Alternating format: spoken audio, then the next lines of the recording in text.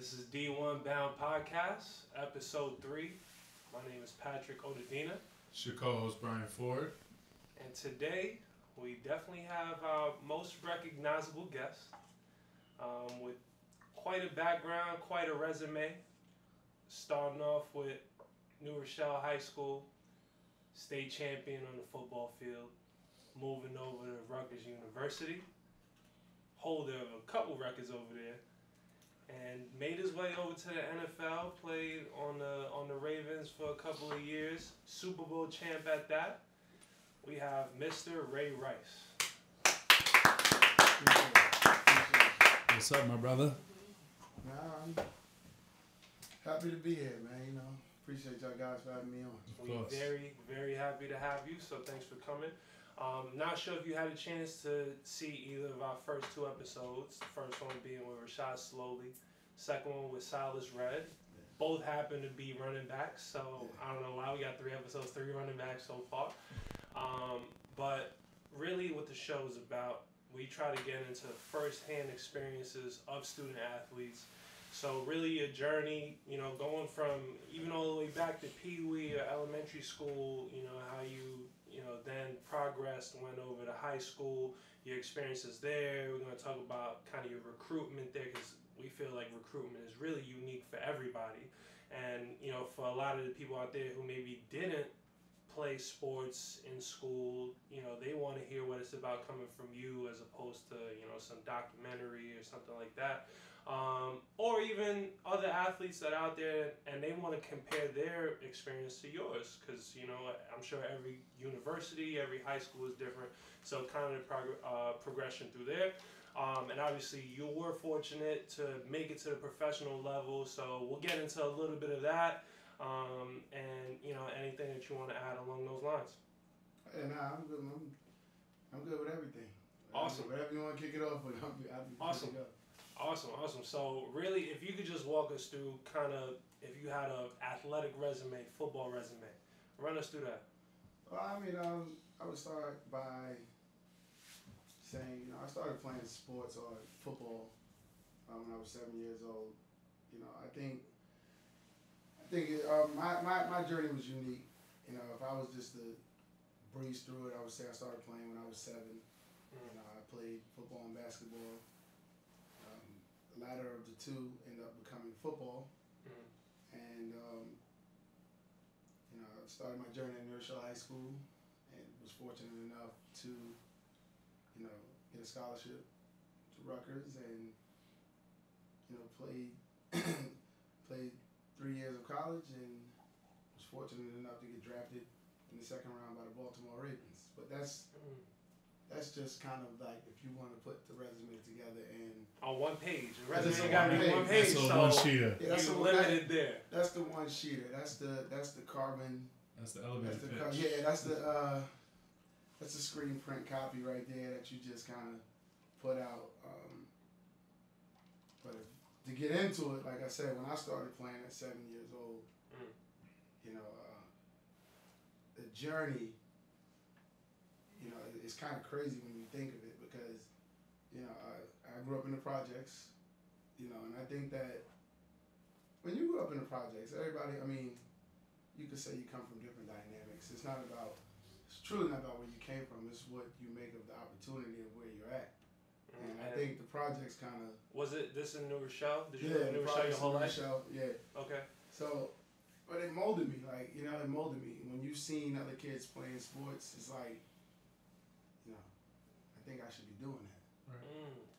You know, so, I mean, and I think what was unique about me was, you know, all my friends or peers would tell you, you know, I was the guy that seen the older guys doing it, and I wanted to be. I wanted to do it. What's funny about that is because I think at a very young age, I seen good things, I've seen bad things. Okay. Somewhere down the line, it made sense to me to stick out what I really wanted opposed to what I wanted at the moment. Because momentarily, like I said, it was about, you know, I always tell people the difference between me and the guy that didn't make it I really think it's because I took a few nights off.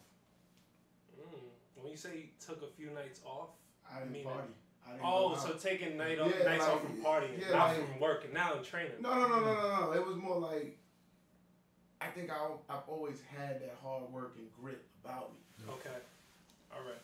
But I think that as hard as you work, if you still doing what the next man's doing, that means you staying status quo. Right. So for me, taking a night off while they partying and I'm running stairs, I got an edge on them.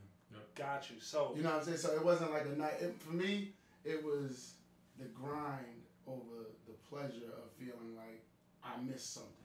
Got it. So just in terms of timeline, because we kind of want to keep this as from like start to end. So we're going to get to, because when you're talking about partying, you're probably talking about, maybe your college days and then over to the, pro days. Yeah. So going back to when you were 7, obviously you probably played a couple different sports just because you're athletic. That's kind of the nature of how that works. So you playing, I don't know, Pee-wee, or you playing in some type of youth league? Yeah. When do you start realizing that I'm good at football? That's funny. So I played Pop Warner, started playing football. When I really realized I was really good, we was playing in a game, and I remember doing my job in the game and the referee literally told me, you can't play anymore. Didn't give me no explanation.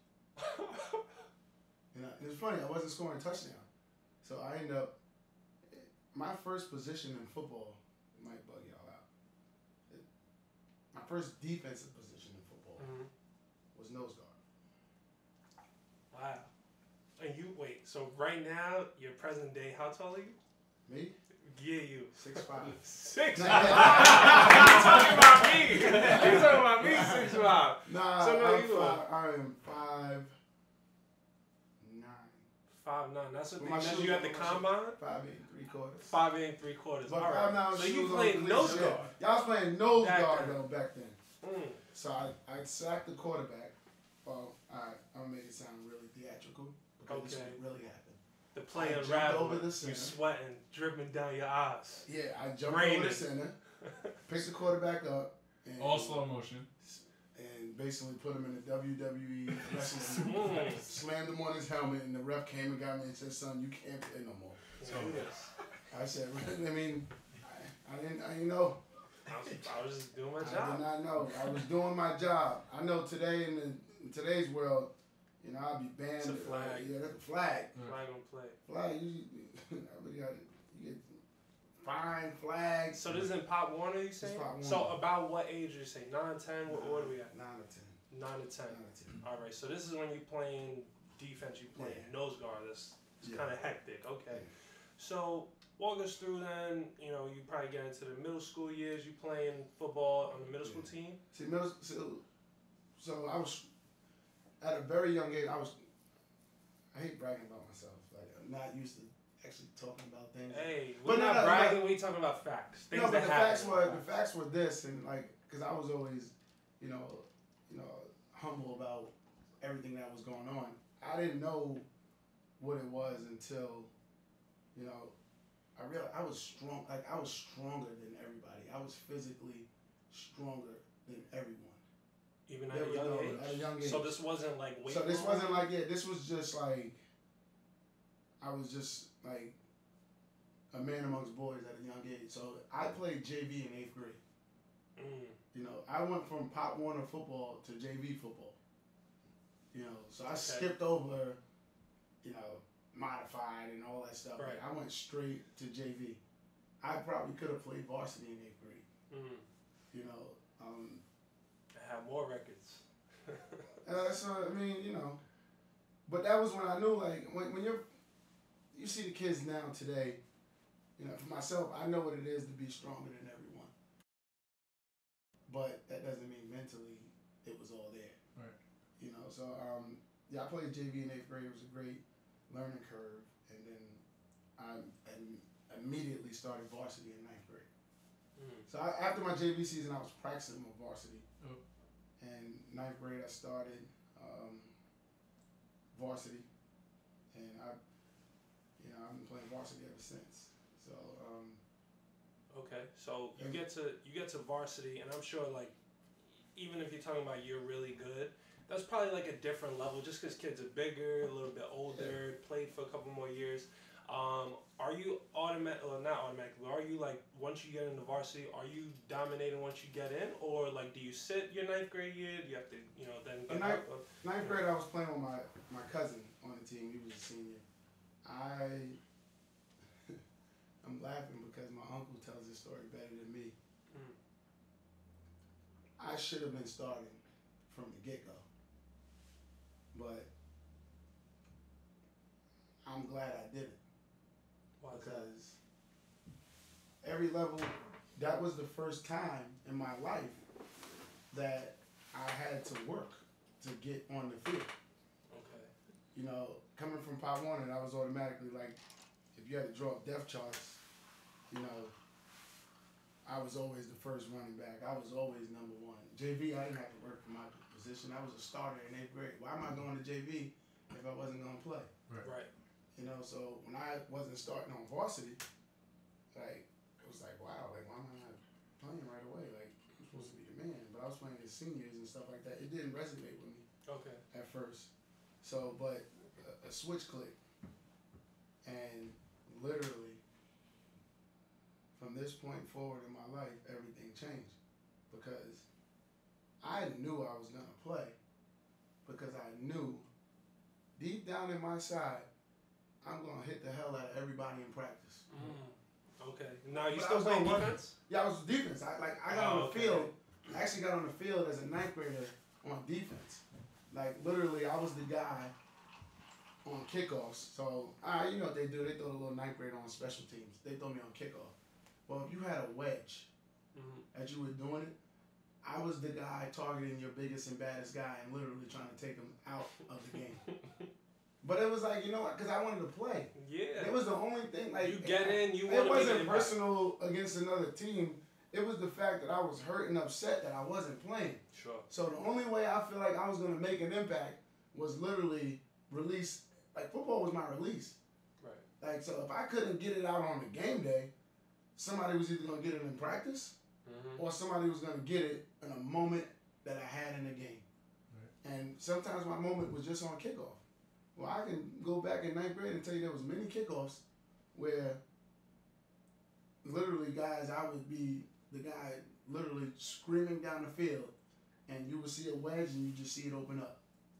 Got it. But then it was like, all right, they're like, man, we got to get this kid on the field. He's physical.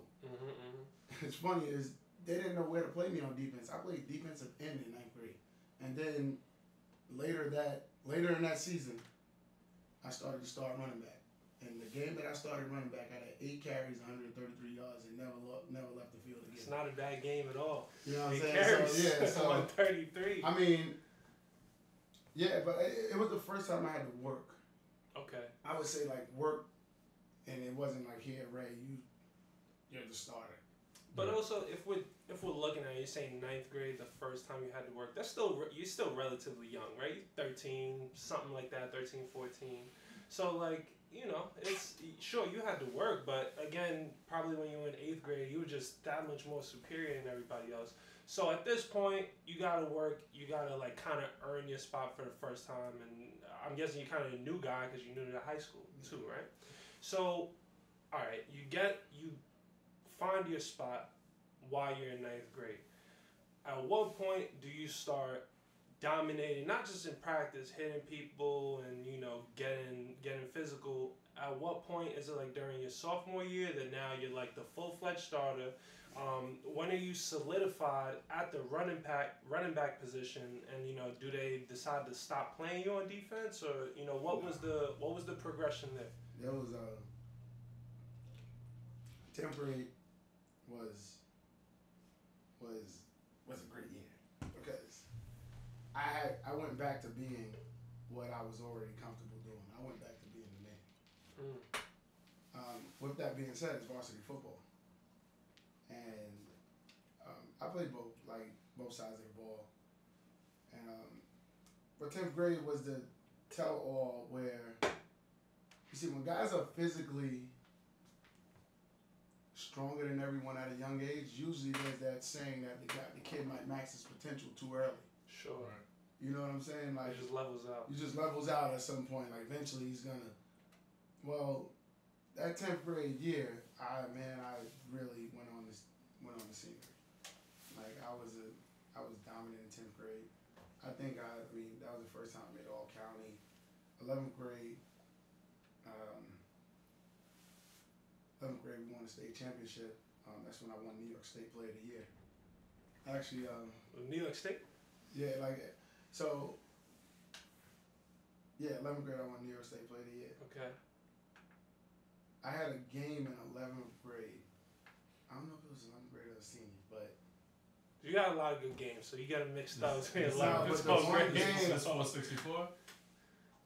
Nah, this one game, like, I remember we played against North Rockland. And my high school coach was very respectful. Okay. Now, I can boastfully say that if I played in full games, I would have shattered every record in New York State. Like, if we're beating a team 28-0, like, we're not playing the second half. We're playing on defense. Like, you know what I'm saying? So if you didn't get to our games early, now I get it. I'm totally in agreement with my high school coach being very respectful to his opponent, peers. You know, trying to run it up and beat you 70-0, because then people don't want to play the next year and all that. It shows a lot of class. Sure. You know, it actually means something. But you don't realize that when you're young, though. Right. When you're young, you don't realize. When you playing the game, you're like, yo, let us beat them by 80. Everybody used to come home and be like, you could have more. Right. But the one game I did have more, it was just by coincidence. Okay. And it was like, damn, because when you're in a moment, like when you're in a moment of a game, you're not really, everybody's been in that zone. You're an athlete. Yeah, you're not counting yards. You're not counting anything. Running everywhere. Everything's going your way. I scored 3 touchdowns on offense. Okay. 2 on defense. And I was a field goal kicker. We beat the team 35-7 and scored on 35 points. Wait, you a field goal kicker? Yeah. How many field goals you made in the game? 1, 2, 3? Extra points. I made 5. Oh, extra points. Okay. Wow. So because I was the extra point. So you were all over the place. So it was left, right, it was I scored touchdowns. It doesn't matter. Kicked extra point. That year, I led New York State in scoring. Sheesh. Because I was kicking extra points. You remember what that transitional year was like for you from freshman to sophomore year? Because you said, like, as a 9th grader, that was the first time where you weren't. Yeah. It's like you said, like, you transitioned from Pop Warner to playing middle school, and right away, you were the man. Yep. Then quickly, they kind of, like, humbled you a little bit. Did you feel like there was that pressure in practice where you had to prove it to your teammates? Or was it like you said, like, you knew it was only a matter of time, and they just weren't trying to let a freshman come in and take the spot? Nah, I was always fearful. Like, it's funny I use the term fearful, but my biggest fear was failure. Right. So it's no way, like the way I attacked workouts, I just didn't have it in me to. It was something as an edge, man. It's like for me, it wasn't pressure, but I was always like attacking my fears. Yep. Like, so I had an edge about me, like, and I'm not like, this is just what you gotta have when you're a competitor. If you don't have that edge, that competitor's edge that everyone talks about, you know, when they grind and this, that, and the other, like, you know, people that work out and work hard, but they get on the court, it don't translate. Right. Yep. Like, that wasn't me. That was me. I always look good in practice. I got in the game. It wasn't right. It wasn't it. It wasn't it. So that's why I'm here doing this podcast right now. You being modest. I see you get there. Yeah, I see you get there. But no, that was what happened in 9th and 10th grade for me. Like, I actually did not like my opponents. Like, I personally did not like you. Right. Like, but after the game, it's cool. Right. Like, I'm telling you, that's what I'm saying. Like, it's like, I knew I was gonna be straight in 10th grade because of how many altercations I had in practice. Right. Yep. You know what I'm saying? Like, practice was harder than the game. I was molding myself in practice because I'm saying to myself I just had simple rules that work for me and what my teams believed in. If we played at home, yep. The simple rule was this: you ain't let nobody come in your backyard and take from you.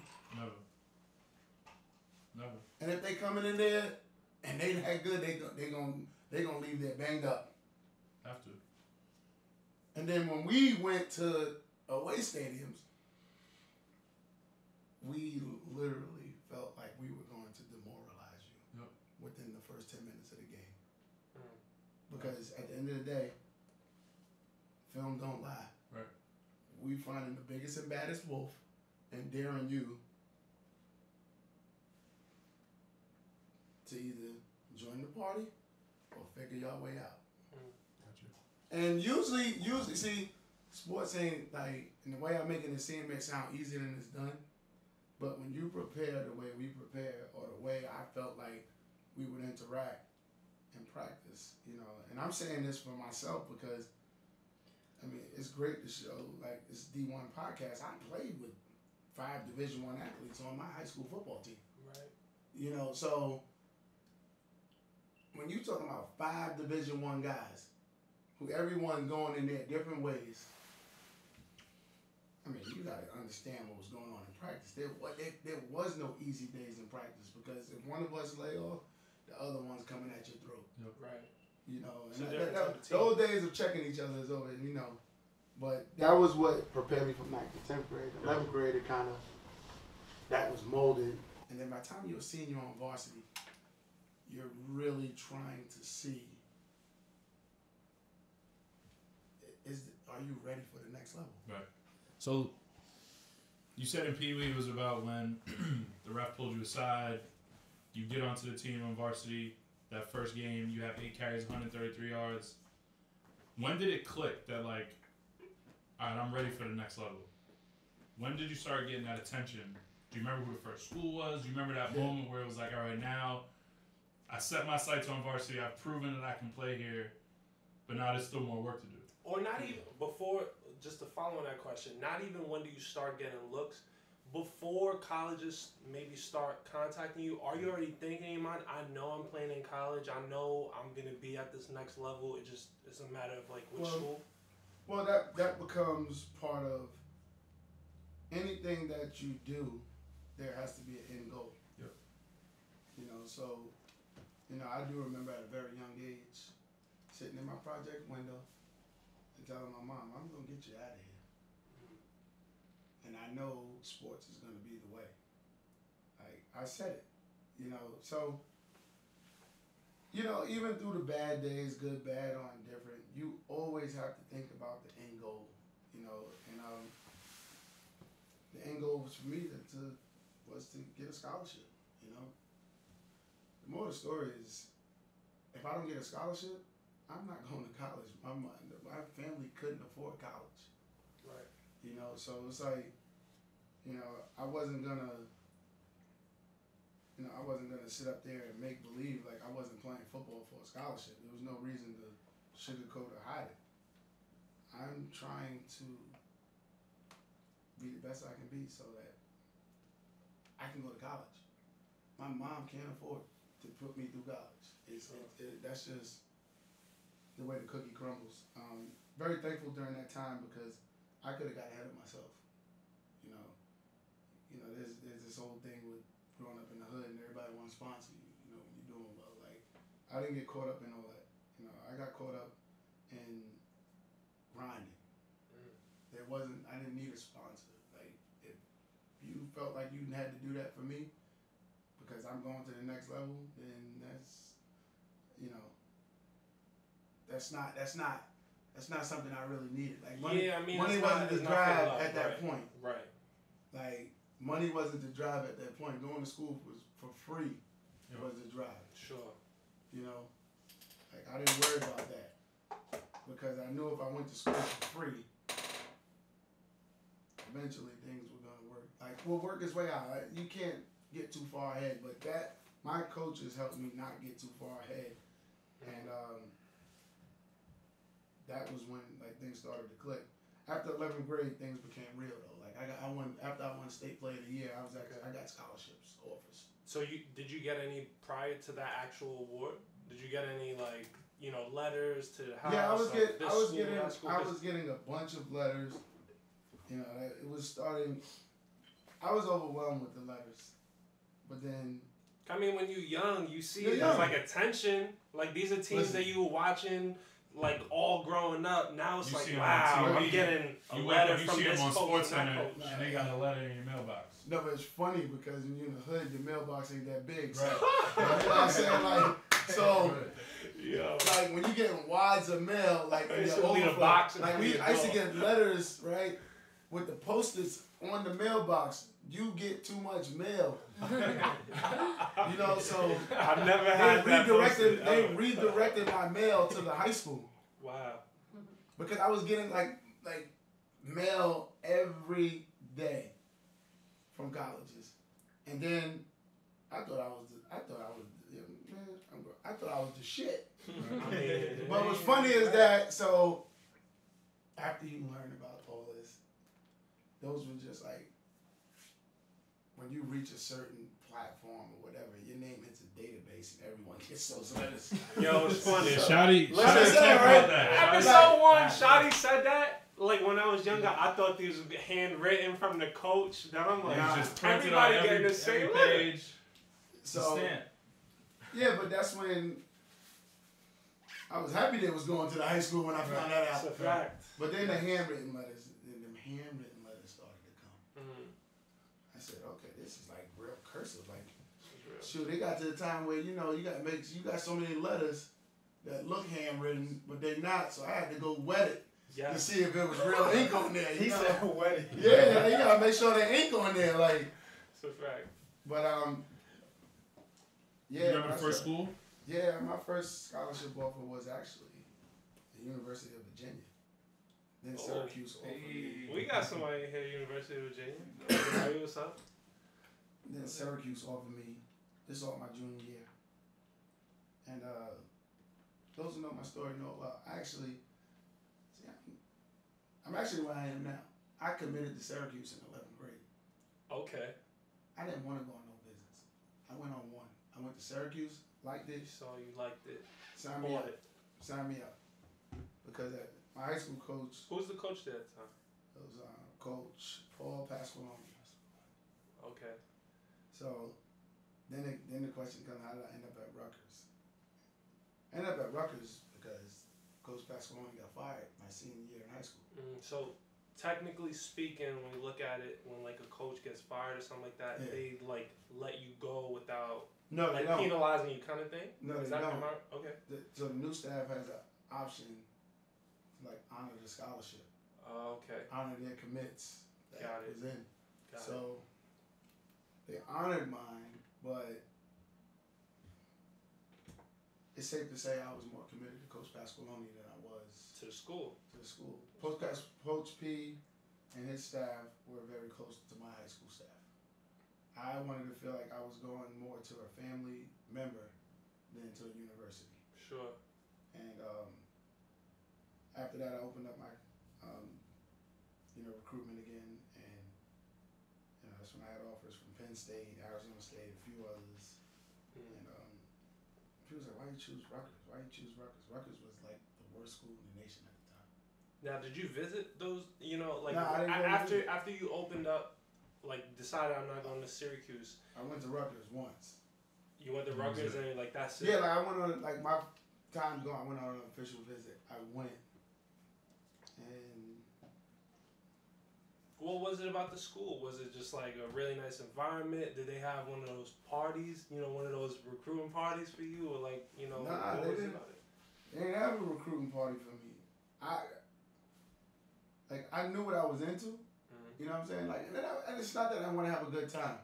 I knew when I committed to Syracuse, I was committed to an individual who felt like I was going to take care of me, like not sugarcoat me, right? Not just recruit me. Sure. You know what I'm saying? Like Syracuse did not tell me anything I wanted to hear. They told me what I needed to know. They didn't say you're going to come in and start. I don't want to hear that. Don't lie to me.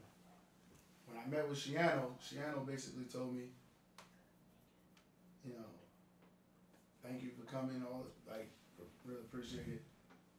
And it was funny, my mom was with me, and my mom's a straight shooter. This is real crazy.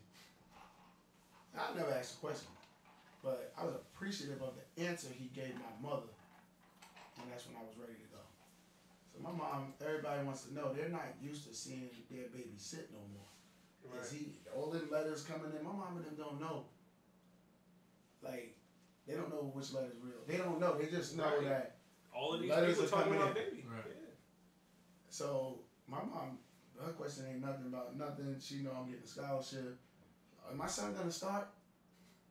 That's what she know about, right? Straight up. Come on, mama. I'm coming to this game. I'm not trying to watch him sit on the bench. And what he told my mother sealed the deal. He says he'll have an opportunity to compete.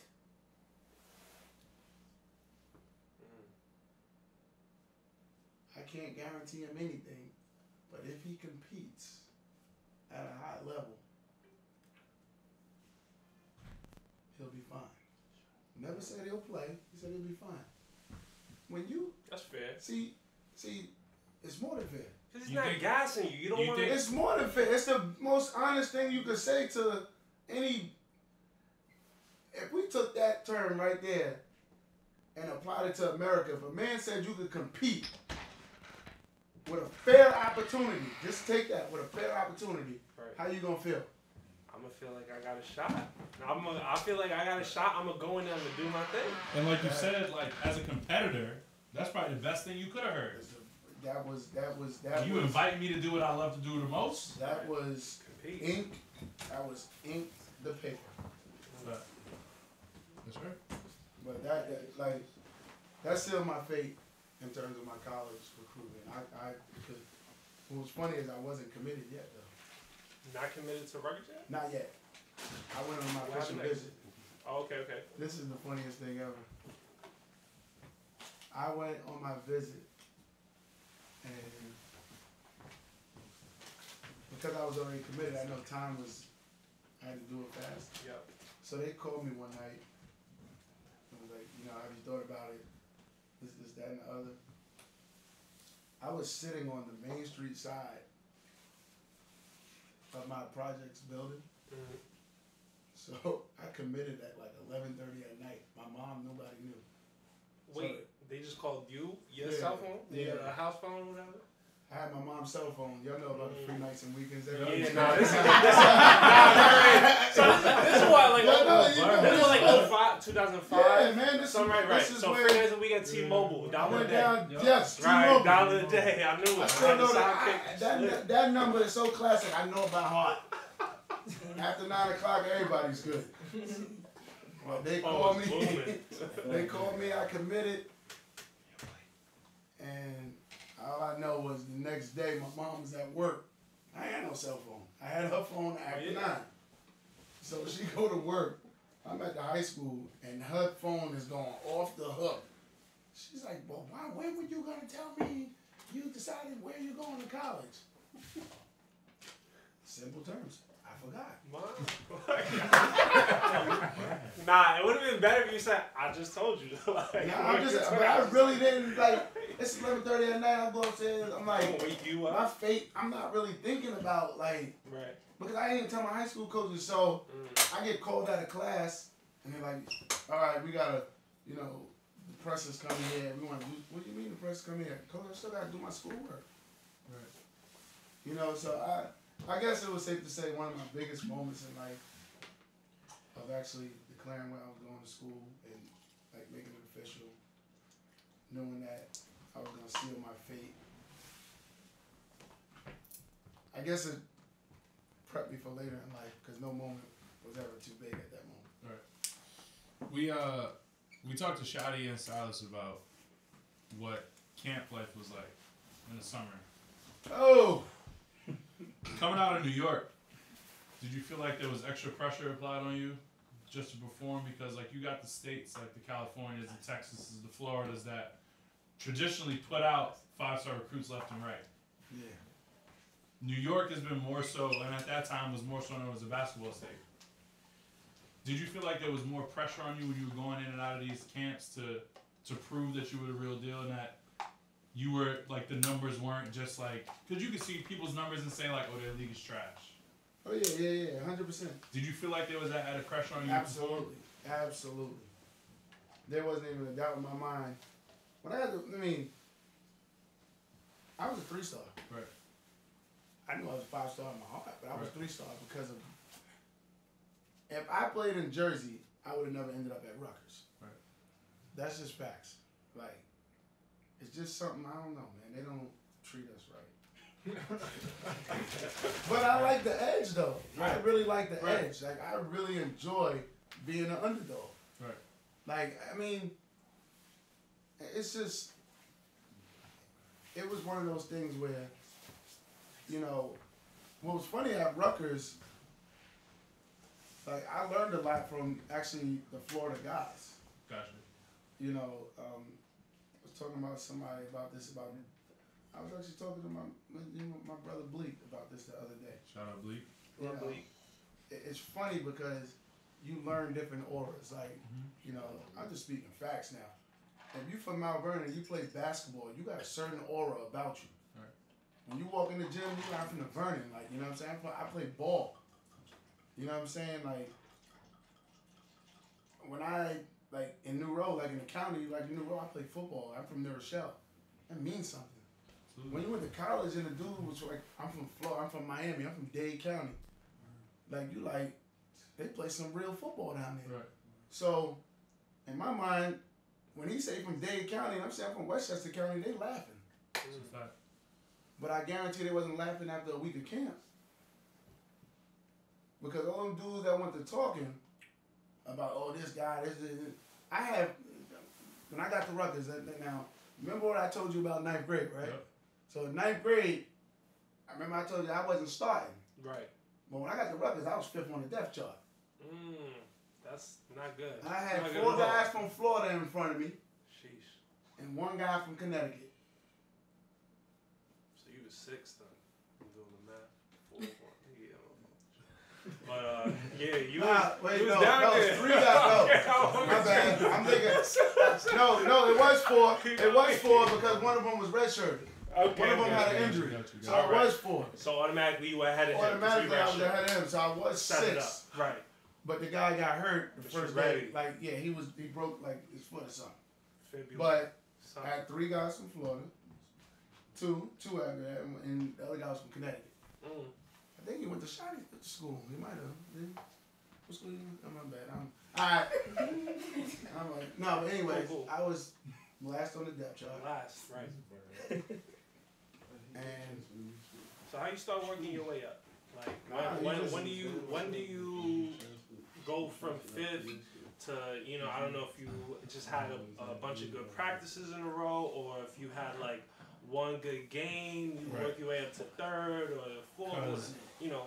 Because to that point, we talk about this being D1 Bound Podcast, and you said you were a 3-star recruit, but you knew in your heart you were a 5-star recruit. Exactly. The same way, you look at kids that are 3 stars, but you know based on their talent and their heart, they're a 1-star. They don't even belong on the field with you. yeah. Being at New Road, you played with 5 other guys that went D1. What was that like in terms of the mentality? Could you tell right away, whether it be like you said, like you fed off of people's auras, like, oh yeah, I know what Division I looks like and feels like. right.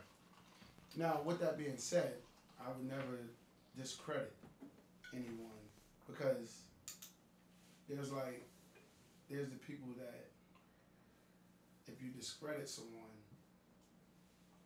then you're not humbling yourself. Right. Like, I look at Division I, you know what it looks like, okay? The Division I athlete, they run a certain 40, there's like the measurables that says he's a Division I athlete. True. And there's the physical side, but then there's like Division I mentally, like, so I get it, you know, because what I look at today is like a certain measurable. I actually look at all sports.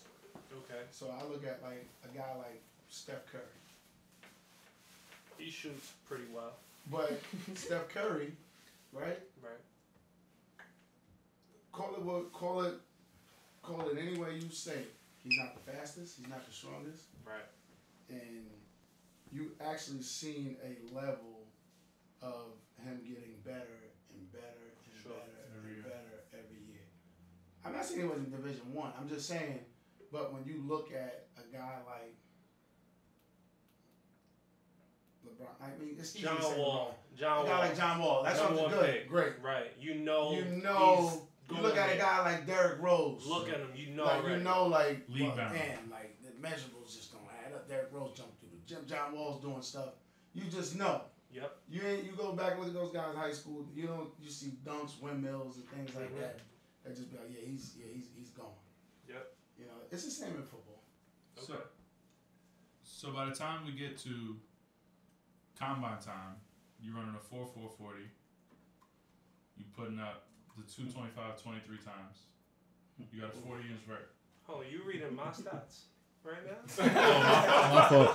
Yeah, that was a question for Pat. You're reading race stats off football. That sounded like me for a second. Where were those numbers when you first got to Rutgers? What was funny is that I think those numbers were always there, right?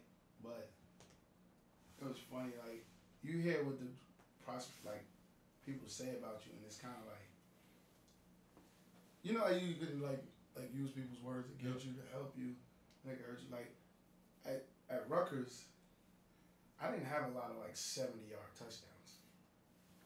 I knew that I was very explosive. I knew that I was quick, but I knew I didn't have I wasn't like a long speed kind of guy. Right. I knew it. I knew that.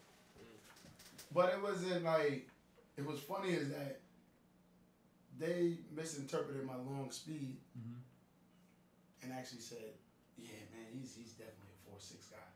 I was like smiling cheek to cheek because I'm like, well, you saying I'm a 4'6", you just made me some money. Also, you exceeded what you. I never ran a 4'6" in my like one time I ran a 4'4" coming out of high school. Don't disrespect me.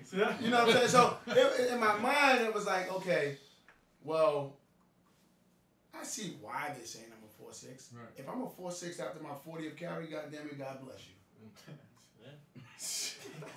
I was getting the ball listen, I was part of the reason why I had to leave college was because I was gonna forget breaking the all-time leading rushing record.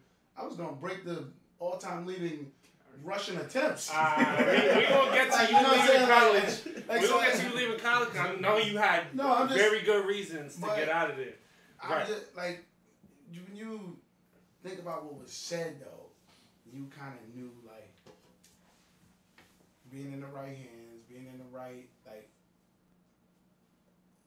right workouts, like individualized workouts, not just okay, you know, you with your team, you work out. And you knew when you had to train for a specific event. Right. You got more focus. You got laser focus on just this one. My fastest time was 4.39, but I don't claim a 4.3 because I don't like a 4.39 is a 4.4. It's a 4. You got around. But the 4.39 sounds very good. Nah, it sounds great, honestly. My point is, you can't tell a guy from Florida that run a 4.39, he's not a 4.3. Right. But I'm a realist. I'm a 4.4. Okay. I said I was when I ran, I'm a 4.4. I'm not claiming that 4.39. It ain't on paper. Now me, I ran my 4.29. I just tell people I'm a 4.3. I'm not gonna say I'm humble, bro. You know what I'm saying? I'm humble about it. You know what I'm saying? So, all right. So you obviously exceeded everybody's expectations. You know, talking about what you did at the combine or the pro days. Was the combine you were invited to? Yeah. Okay, so you went there, you did your thing. But obviously, so you said, you know, just some of the reasons that you had to leave college. After 3 years, you doing amazing. Like, we hearing about you now, you know, Sports Center and all the, you know, sports shows. Rutgers is up to this level, and you had a very big part in doing that.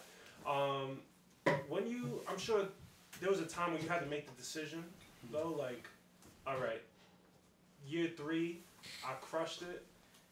Do I really need to come back for year 4? Or do I just skip this and go over to the NFL? What made you say, like, you know what, no, this is the right decision for me? And did you ever have any regrets about that? Did you, have to rethink it? Man, this was like the 31-year-old me now is saying, I say this like very modestly. It was me leaving college early was one of the worst decisions of my life. I know it's bugging y'all out right now. But I don't want to hear it. Why? Because now this is when you talk about like being real with yourself. Okay. After my last college football game, obviously the know that the league was after me, the needs and wants, the hyping, alertness to, my mom still being in the hood, and things like that.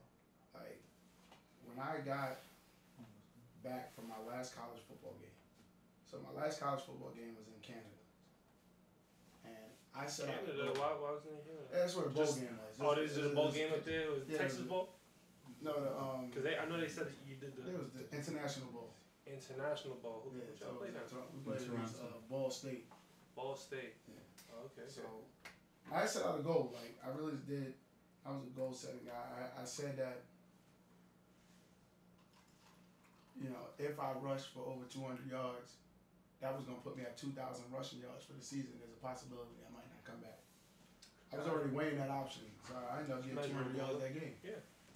And after that game, I went home after that game. The winter break when everybody goes home. Yep. I was a guy that stayed, like, Rutgers was 45 minutes from where Yeah, I know. Right there in New Jersey, so from I didn't spend a lot of time home. Right. I used to come home and drive right back. You know what I'm saying? It never really sunk in that I would ever have to stay home. Sure. Right. And when I got home after that 200-yard game, I got my shoulder pads, I got my helmet, I got everything from the game because I didn't have to go back to school. We were on break. And that's when reality hit me. Reality hit me damn too hard at that moment. Like, I got home and realized I ain't have a fucking bed no more. Like, I ain't had no room. Like, then when it hit me, it was like, I'm actually living better in college than my peoples is living at home. True. And it's like, so everything that I work my life for is right here. But I'm not even thinking about making a decision because it was a pure financial decision. Right. I checked my bank account, I had negative 600. I withdrew everything from my Pell Grants. And then it's like not make sense. Like, it's not making sense how I'm up for damn Heisman trophies. I'm up for this kind of things. I am broke, bro. Right. I'm still struggling for gas money to get back to school. Right. That's hectic. And then when you sitting there on that couch and you realizing that no matter how the world sees me, I'm broke. My family is broke. When I go home, I don't have shit to eat. Like, I just went from eating a la carte, everything. Boom, we eating good. Yeah, I mean, you got school, they got all the food. I'm just saying, but then I get back to the real kitchen. Right. And I don't have nothing. Empty. Right. A day later, I declared.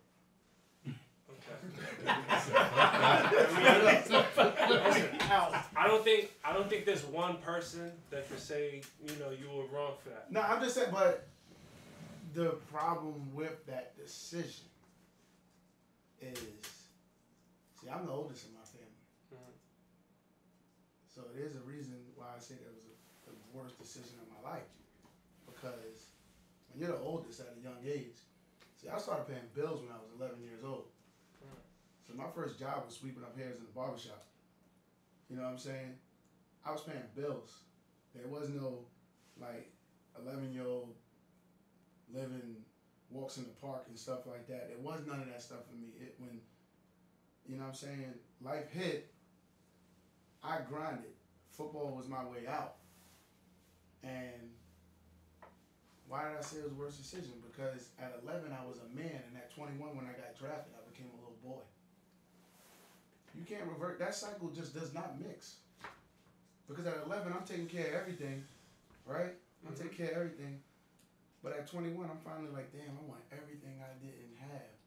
So I'm now in the overcorrection. So you're talking about like material things? Just everything. Just like, you know what I'm saying? It wasn't, you just shocked by everything. When you go from -600, then you get drafted, right? With no guidance, and you get drafted second round, and when August hits, you got 1.2 million in your account. Nah, I never All had right, 1.2. Alright, so you're going too fast. You're going too fast. Ray, listen. Ray, I hear you. Give me a second, right? Hold on. All right. So I can't say I relate to any part of that story. I can't relate I to never anything. had 1.2. I can't. All right, so hold on. Just one baby step back, all right? Yeah. So you made the decision, you know, it's time for me to get out of here. I just need to change my situation right now. If we just think back to while you were in college, kind of like an overview, were you actually going to class? Yeah. What would you say you were going to, like, all your classes, 80%, 60%? Like, you know, Yeah. did you take school seriously? We had a very strict program. If people don't know, like, honestly, Rutgers was Ivy League school before, like, they went. Oh. They were Ivy, so, Okay. like, the school was very strict. Now, we had policies we had to follow. You know, everybody had study hall, but if your GPA was over a certain amount, you know, in a certain time, you know, we had 10 hours mandatory as a freshman. GPA stayed above a 3.0, you go down to 6 hours. Okay. So I used to do all my 6 hours, and then I eventually got down to 4 hours. You know, so, but like I said, school was never a problem because I knew football and school went together. It's like peanut butter and jelly. Sure. You know what I'm saying? So I'm like, to me it made sense. So to me, the only reason I asked that, right, because you obviously were league bound, and I'm sure other people saw it. You probably started thinking it in your mind at some point that that's where I'm going. Not just everybody wants to go there, but it probably clicked in your head like that is where I'm going. Did you, I guess, while going to school, because you're going to these classes, did you, what did you major in? Did you like ever think like, that's kind of what I could see myself doing, like if I don't make it, kind of thing? No, I actually didn't declare my major until my junior year, but I went into like labor studies. Okay. And labor studies, for the people who don't know, is like union laws, work laws, NFL holdout, lockout, stuff like that. Okay. So contracts, negotiations. Sure. So honestly, I mean, because I left early, just speaking out loud, I do want to go back and finish it because I learned a lot. Like during the NFL lockout that year, like I actually knew verbiage, like verbatim what these guys were talking about. Sure. I'm like, wow, like I didn't think it would ever come up in my life, but now when it did come up, like it makes sense. Like you go around. I'm looking at see restaurant signs and see like the A ratings on there. I'm like, well, I went to school for that. Right. Like I'm like, this place is you pass the inspection. It's good. Like, gotcha. That's cool. Okay. I'll be the guy going around getting all them F's, everything. Nah, I'm messing with you. Nah, so it's cool. So at least, because obviously you spent time in class, you're saying, for 3 years. So you obviously accumulated some type of knowledge and, saying that maybe you want to go back and possibly finish.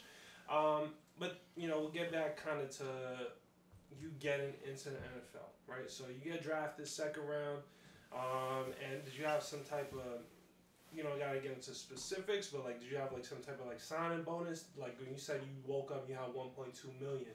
Yeah. Was that just? That was a signing bonus. That was like rookie signing bonus. So that hit your account one day. You shoot. They hand you a check. You get a like notification for that? No notification. You get a check when you get the training kit. Sign you up. Too. I remember my agent coming to pick it up. I'm not picking that up myself. No, it's funny. Like I'm not like. Listen, I feel scared. I'm humbly speaking, but it's like it's funny because you see the veterans. They're just like, where my money at? Like I'm looking at the numbers. I'm like, come on, like Yeah, this serious? is really happening right now. Right. Like, you know, like, Hectic. Man. yo, I remember processes that, like, I wanted a Range Rover, right? So you don't even know what I had to do with my first Range. When I first bought my first Range Rover, right? First one. I don't know if it was your first one. I remember when I your said- Range Rover was No, back but in you don't even know what I had to 2013. do to It get was it. nice. I'm Yo. gonna say that much. Literally in New Rochelle. So we had to sign like trading cards, like these little stickers, right? Mm. I had to sign like 10,000 stickers, right? Sheesh. But they said it was for 30 grand. Sign me up, sis. Bro. But check it out. Yeah, I wanted the Range Rover so bad, I don't think I almost got carpal tunnel signing them joints, bro. Bro. But it was funny, right? So like, I went in a Range Rover. I said I was gonna get it. I'm telling you, can't make this stuff up. When that check came, I went down to Range Rover, and you won't even believe what happened. So I go there with the check. I'm like, I want that one right there, right? What color? Black, What was the inside? black. Black on black. Mm. Yeah, they were like, you don't got enough credit. What the hell you mean I don't got enough credit? I got bread on me So right now. it was boy. the first time, like, but I was young, like, You so don't know. I didn't even know what credit was. Right. Like, this is why I knew. I mean, think about the things I know now. I was all screwed up. Right. So I've never done this ever again. But I had to spend. They made me spend like a 1-pay lease. Oh, So one they time took all the lease 30 grand up front and said that's the only way you get the Range Rover. to hold it for 2 years or something. No, 3-year lease. Oh, I had to get 3-year a lease. 3-year lease 30 and pay them my whole signing Mm. trading card deal. Mm. I'm like, well, Was it worth it though? the experience. Yes. It was worth it. Because- All right. At I 1.2. ain't never ever put in 30. You don't have to Right. Nah. when you got credit. Like if you got good credit, like I get it. Like some people want to put it down to stick to a payment. I get it. But Sure. I won't personally. I'm not paying 30 for anything. Like, but just because you don't need it. I don't think I'm paying. If you got to put $30,000 for a car, besides like the upper echelons and stuff, that's a penny to certain people. Not to like, even if I wouldn't do it. Right. Not at this phase. I got 2 kids, so like it's not. And when I'm gonna go put 30 on a Bentley or something, and my daughter and son even have French fries in the back seat, like it's not gonna work. Right. That's, Some crazy priorities problems a to have, little bro. off. But I'll rent one and drive the hell out of it. I'm just saying, ain't nothing wrong with it. I'm saying, if I want to drive it for 2 weeks, I'm gonna drive the heck out of it. Your picture's gonna look the same as if you. Pictures gonna look the same. Look the He's same. stunting. Look I the ain't same. stunting. I'm driving. Right? Driving. Like, what's up? Exactly. I ain't acting like, nah, we good. But, Nah, okay. But you gotta experience certain things. I'm glad I experienced certain things. Sure. I'm glad you gotta go through it in order to know what's gonna work for you. Absolutely. And the thing that I did very smart is that, you hear a lot of stories, man. You really do. You hear a lot of stories about, guys that I don't have 12 houses and 10 cars. Mm. I don't have a house in each state. I don't do all that, man. It's just you get to a point where you realize you only get to drive one car. Right. You only can live in one house at a time. Now, if you're doing real estate, it's a different ballgame. Sure. But I mean, to think that that's it. That's not it. As soon as you leave it there, as soon as you leave the lot, that car ain't worth Maybe a half. fraction of the price. Maybe get half of it. Sure. So, that was your crash course. You got your 1.2. You're like probably going crazy the first couple weeks, something like that. You want to buy all the things that you never had. That's fair. So, you actually start getting into practice now. You on the team. And, are you still working your way into the rotation, or, what's your first experience on the Ravens? My rookie year reminded me of my 9th grade year in high school. It's back to square one. Back to square one. I told you, see how everything like history repeats itself? It does. Because I told you in 9th grade, had I been placed already and started in 9th grade, I would have probably crumbled when I got to Rutgers and, I was fifth on the depth chart. Right. I would have crumbled when I got to the league and shoot, it was the first time I witnessed politics. Mm-hmm. You know, it's the first time I realized, well, I'm better than half of these guys, but Willis McGahee, he makes a lot of money. He's gonna play. You know, I'm looking like, damn, this dude don't even practice. Like, it's the first time I seen people say pick and choose when they practicing. Like, and my perception of the NFL was like, this is supposed to be the best of the best, but I'm actually seeing the worst habits that I've ever seen.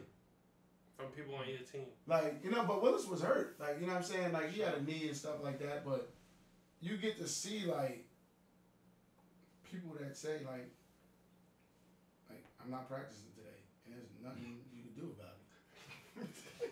Like, in college, you tell the coach you ain't practicing, all right, that's your scholarship, go home. It's like, what do you mean? Like, in high school, I ain't practicing, all right, you ain't playing this week. So you had a team full of Allen Iversons, basically. No, we didn't. It was just, I've never seen it at that level. Right. We had a team, it was like, it was the first time you realize that you're playing with grown men. Right. So when you know, my first training camp was my wake up call.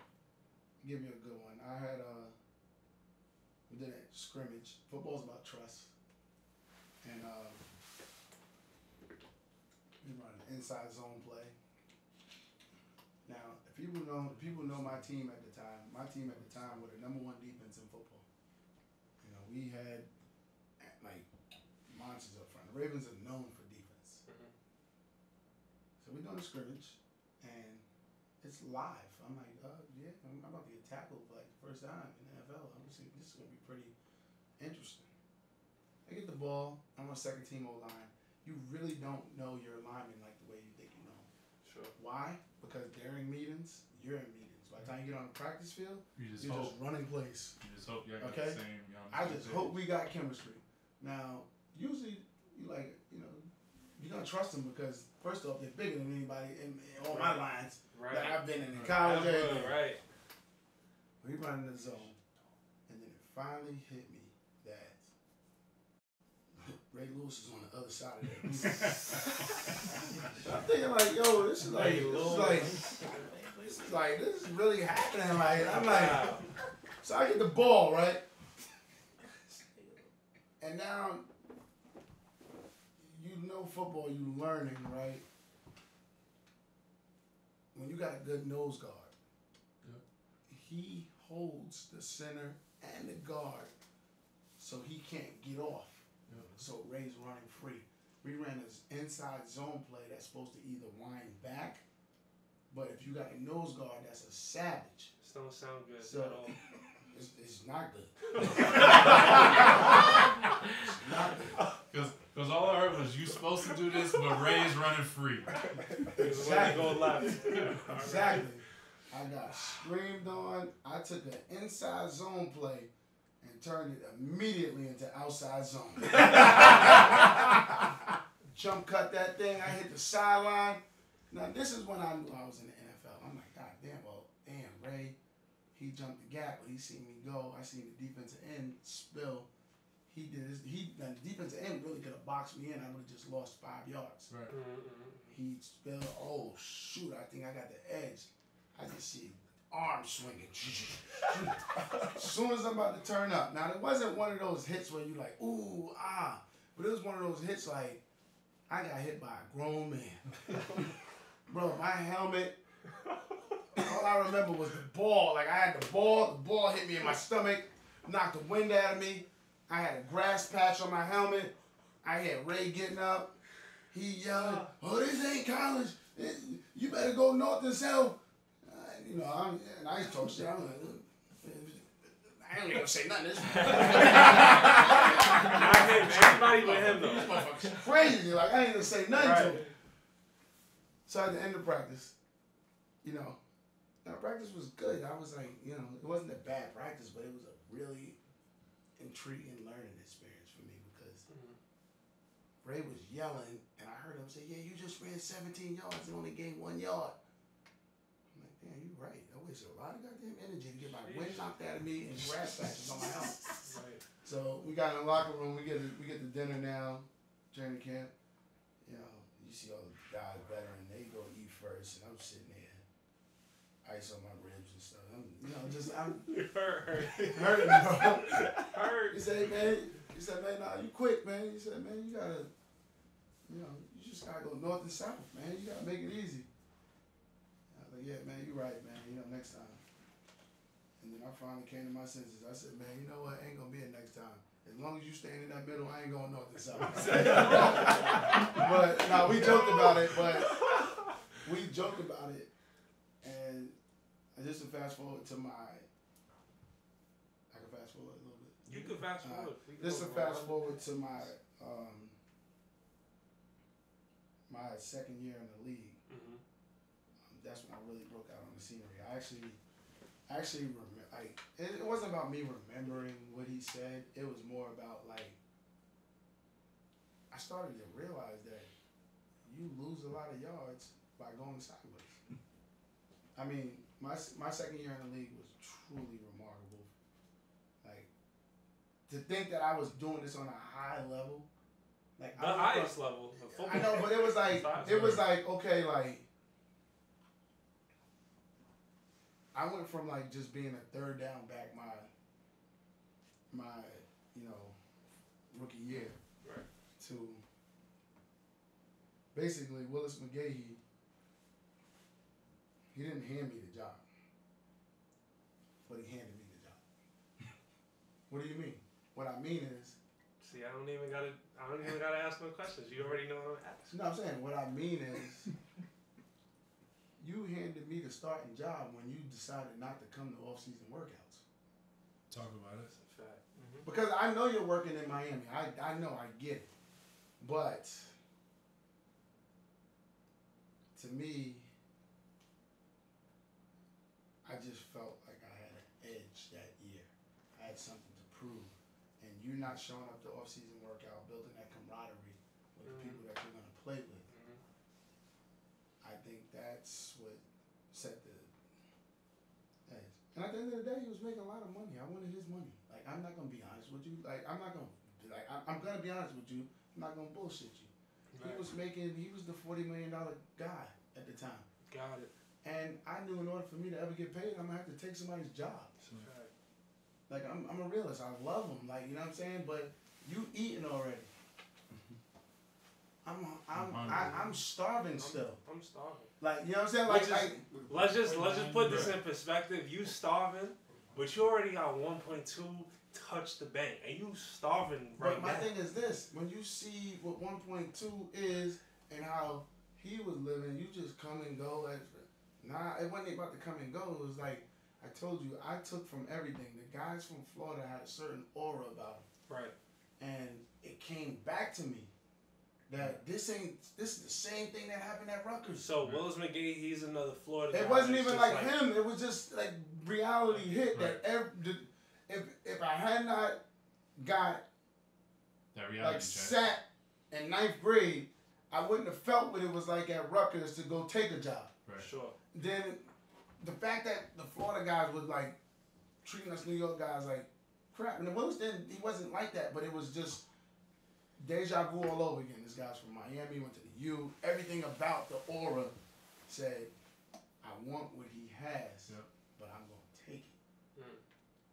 And it wasn't personal, but that's just the nature of you either a taker in this world or you're getting taken from. Yep. Like, no matter how you slice it, just like I'm going to take advantage of this opportunity to be here today and spill what I got to spill because you gave me a platform. Mm-hmm. You know what I'm saying? I'm taking advantage of an opportunity, but I'm thankful. I'm not taking from you. I'm saying I want to eat with you. See, that was the mindset of me then, but my second year set that up because literally I took the league by storm that year. I had 2,000 all-purpose yards that year. Yep. So I'm thinking about my last year of college. I had 2,000 rushing yards. Right. I had 2,000 all-purpose. I went for 1,300 rushing and 700 receiving. I was the second leading receiver, on my team that year. I'm just thinking, I'm not going to fast forward too much, and think about this, but a lot about my game, when I think about it, yep. a lot about my game wouldn't have to change with today's game. Hmm. You understand what I'm saying? So I'm like I'm looking at it like, damn, like so. I would like to say like I'm probably part of an era that You were ahead had of your brought. time, kind of. I was like, because the guy I looked at was like the El Ladanians, Marshall Faulk. But then the guy that was really doing it on a crazy level, throwback guy. Like I think he's so. He don't even get appreciated enough. They don't even mention him in conversations. But it was Kevin Faulk from New England. I'm saying right now. Honestly, I don't know who that is. But my point is like he was literally when you looked at New England, right? The way they're built now. Because of him. You don't have guys like that. Kevin Faulk, James White, and them wouldn't even be like the guys that's playing running back for New England. The guys that catch the ball would not be there without Kevin Faulk. James White getting 10 to 15 targets a game. But Kevin Faulk started that whole 100%. trend up there. Like I mean, and those are the backs right now that are elite, right? You got the Kamaras. They elite. You got the Le'Veons when he's playing, like they pass catching, but they also running. You can't just be a runner. Right. Can be. So Yeah. we talked about, and you talked about earlier about how history kind of repeated itself. And for those that don't know, the transition you were talking about from the first year to the second year, it wasn't just like, oh yeah, I'm a rookie in this league and now I'm starting to establish myself. We talking about you going from rookie to the Pro Bowl. Yeah. What type of mentality do you think like some of that came from having a guy like Ray Lewis on the other side of the ball day in and day out? Do you think it was you bringing the same type of work ethic that you brought from high school? Or do you think it was, to your earlier point, like, you got the bread that I want? And I'm not just talking about Willis McGahee. I'm talking about every other running back on every other team that we playing against. Yeah, it was a little bit of everything you just said. I think, like, in practice, like, in order to be the best, you got to challenge the best. So, like, me and Ray Lewis used to compete in practice. Like, when I used to do pass protection, like, Ray Lewis jumped to the front of the line, I try to block Ray Lewis because I'm like, he's the biggest dog in the mountain. Like, you know what I'm saying? Like he's the lion, he's the king of the jungle. So, we doing pass pro. If he dogged me in pass pro, I'm like, I'm getting better. Yep. But there's a flip side to that. Ray Lewis got to cover me. So we talking about iron sharpening iron. Yep. You talking about a guy that, I consider myself like one of the best route running backs at the time. Like, he got to cover me and I got to block him. So when you find a clip of me playing and me not picking up a pass protection, that's why I became an every down back. You couldn't take me out no more. Because what can you say now? Oh, he's too little? No. Blocking ain't... See, everybody think blocking is like, you got to be the biggest and baddest. No, blocking is technique. First time, I'm going to take your knees out. Second time, I'm going to fake take your knees out and get my hands on you. Third time, I'm gonna play mirror with you. When you don't know what I can do, I'm more dangerous. It's true. It's no, see, Know to prepare. when people can prepare for you and know your next move, you're in trouble. That's chess. I play chess, so I understand what it is to be 5 moves ahead. Like, a linebacker that's coming to me, they would always say, like, I would do things in the backfield that I knew was going to help me out. I knew when they were in man. I knew when they were in zone. There are times where they would do stuff called hug rushing, where, hug rushing is they'll be at the line of scrimmage and basically trying to hold you in. But I want to be on a pass route. So what I would do was flinch like I'm going out. They flinch, I would take off and do my route. You know what I'm saying? Because I know that they're just hugging. Right. You don't want me out. Because if I'm out, that means you got a guard. Yeah, obviously you knowing how to anticipate these kinds of things is, what got you to that level and you an elite person, at that level. So when we talking about, you had a Pro Bowl season, right? What do you remember about that weekend?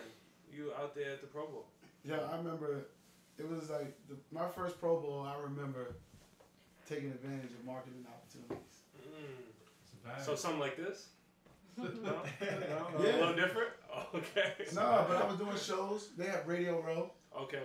You know, I remember doing ads and stuff, like appearances for certain products. I guess y'all want to hear the fun stuff, right? You know it. That'd be nice. Alright, the fun stuff is this. Now, that was my first time in Miami. This is why I don't go. This is why I haven't partied in Miami since. And Ray's just being honest and transparent. Well, during that time when you're young and you don't really know, you want to you do everything. I can say I did it once. Okay. During that time, I made between Pro Bowl and Super Bowl week, I made like 140,000, let's say. Right. It's a round figure, all right. Yeah. So, so I 147. stayed. So remember, the Pro Bowl was in Miami that year, Yes. and then the Super Bowl was in Miami as well. Yes. Well, you know they jack all the prices up for Super Bowl.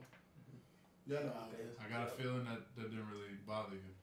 No, it didn't bother me, but I mean, I'm gonna get to the story. Like between partying, you know, chilling with the homies, getting everybody in town, you know, I did all week. Saints won the Super Bowl that year. You know, it was coming up with Katrina stuff. It was big time, man. It was big time. Big down there. I remember doing Live on Sunday. Thought I was doing something very nice. They put me at the top of Live. Made me pay a nice 15 racks to get in. 15. I was Yeah. home. So you knew somebody there that hooked it up for 15,000. Nah, that was way out of my pay grade. Oh my God. That's a Berto's Sheesh. Listen, I just know. So I thought I made it 140 that week, right? Get back home. I go to now because they like, yo, the Pro Bowl's over, man. You gotta go meet. I go meet my accountants and stuff. They said, man, you spent 126 in Miami in 7 days. Bro. No. So they were like, okay, after we tax this money, you were negative 10,000. You were negative for the weekend. And I didn't make no money, So and that was it. if we look at this from a positive standpoint, You really only spent 10,000 for the whole week. And So lived like it how up. we put it, Basically. you was saving. So You you was saved bread. You was saving. Basically. And that's if we look at it Just from 10K a for positive. a I week. get it. All the I homies in get Miami. I get it. I get it. I get it. I ain't going back. All right. I get it. I'm with you. Man. I ain't going back. Man. No, but it was like, listen. The reason why I can say I don't regret it is because I'm gonna fast forward a little bit. I mean, you can. No, because like you gotta do these things to appreciate it. Yeah. Like, because like it was my first Pro Bowl. Yep. I don't regret it. Now let's fast forward to a bigger moment. When I went to the Super Bowl. Like, Wait, so just for the people out there who don't know what the Super Bowl is, we might have some international listeners, people who not familiar with the sport. Super Bowl, the biggest event of all time. Because I was saying is like, so, I got a pat. I mean, just a little bit. I made 3 Pro Bowls, and like I said, every one became different after that. Okay. Like, so it's funny is that my second Pro Bowl, right? I didn't go. My daughter was being born. Did you still get the money? Nah, I wasn't worried about that. Oh, okay. I didn't know. I didn't know if you were gonna I say got you that- didn't listen, go, but I you got- still. so I didn't like- know. I didn't know. My So fault. they No, still owe you that? No, you get the jersey, you get the recognition. Oh, okay. You know, Okay. You get the recognition as a it's not like you can take Sure. it away. It's an from you. accomplishment. Sure. You know, Add it to what- the resume. it was funny as like, I didn't even consider going because my daughter was being born at the Sure. time. But the next year was a wild experience. I fast forward a little bit in the league, whatever. But I had got voted to the Pro Bowl, and when you book the Pro Bowl, you have to do it like they send you all your stuff. You have to fill out all your paperwork, send it in, tickets, requests, all that stuff you need, right? So I'm playing in the game New England now. AFC Championship. Right. We went to And it's crazy. Like we won the game. Like, When you and went to you're not the shit. thinking, but you're not thinking about anything besides like you won the game, you're going to the Super Bowl, but you don't even know what it entails. Right. But it was funny. Wow.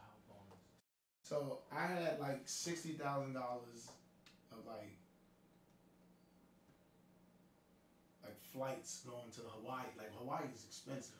Right. You know what I'm saying? So it's like Sure. it didn't matter. I had those lined up like for my family. Okay. You know what I'm saying? So you because you got to book it. You got to book it. Yep. You know what I'm saying? Ahead of time. Sure. Here comes the BS. I didn't get none of that money back. They gave me flight credits. I was happy about those. So Okay. we use You them. can still use them, right? They use them, and then we talk about a once in a lifetime experience. Mm-hmm. Like, so the Super Bowl is different. Like you playing in the game, you get like during the time I think it was like you get money every round of the playoffs. Sure. So you're not spending money. So I calculated the whole playoff. So it was like first round $20,000, second round might be 24, then it's 36, 44, and then I think it's 88,000 if you win. It's more now, obviously, but 88 if you win the game. Deals and everything. Yeah, 88 if you win the game. Whatever it was, whatever I made in the playoffs, I had any and everybody that meant something to my life at the Super Bowl. Ooh. I paid for everything. I don't mind that. And I came away with nothing. It's like, but I look at that as like, It was worth it. it was worth it. It didn't feel like Miami. Sure. It felt like an accomplishment. Like, Right. my Pro Bowl was an accomplishment. We had a great time. Like, you know what I'm saying? But it was a different level of accomplishment. Right. So you didn't think about it the same way you thought about it as the Miami experience. 'Cause Right. if somebody asked me would I do it again, I probably would do it 10 times bigger. Right. But For yeah, the I mean, Super but Bowl. You know what I'm saying? Like, it's for a that Super way. Bowl. It's that way for so many different reasons. Like Yes. you experienced it, you didn't need to do that again.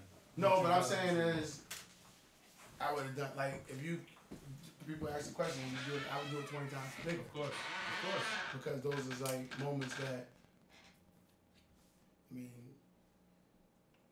you got Hall of Famers that can't say they It's did. a fact. They went to games, but they never played one. Right. You know what I'm saying? So it's different. Like, it's different with that. You got, a lot of people go to the Pro Bowl. Right. Not a lot of people could say they Super Bowl champs. So I do take that one very serious. It's a fact. So, you cool if we rewind a little bit? Yeah, I just wanted to I fast forwarded to show like the level, like there was the young turn up, and Yep. there was Of course. the one that meant something. So, you talked about like that moment where it all hit you. You got back, senior year, Rutgers is over. Yeah. You got back home, you realized like, I'm similar to what you just said about you coming out after the Super Bowl, all this money that you earned, now you come away with nothing. Mm-hmm. I feel like that's like a similar situation where after the season was over, you ran for 200 yards your last game at Rutgers, you come home, and there's nothing there. Yep. A big argument that is ongoing in the sports world now, we talked about this with Shadi and Silas, is about whether or not Division I athletes deserve to get paid. Oh, I got a great solution for that. Let's I talk got a about great it. solution for that. Because obviously now we live in a world where schools are able to calculate, and if any of the players are like you were, they're calculating what they're making for the school. No, I get it. Like, How do you think we solve this problem? I think that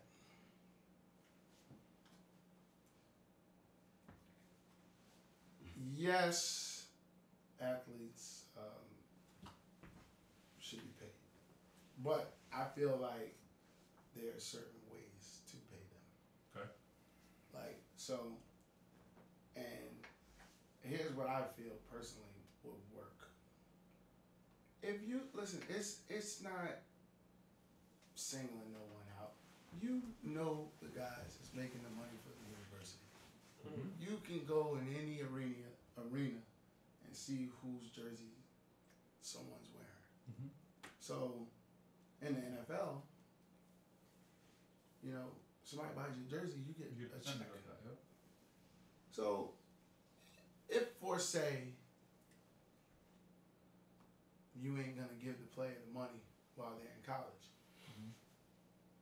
my proposal would be if that guy who he or she is and someone buys their jersey, then they should be able to get a percentage and put in a pool Okay.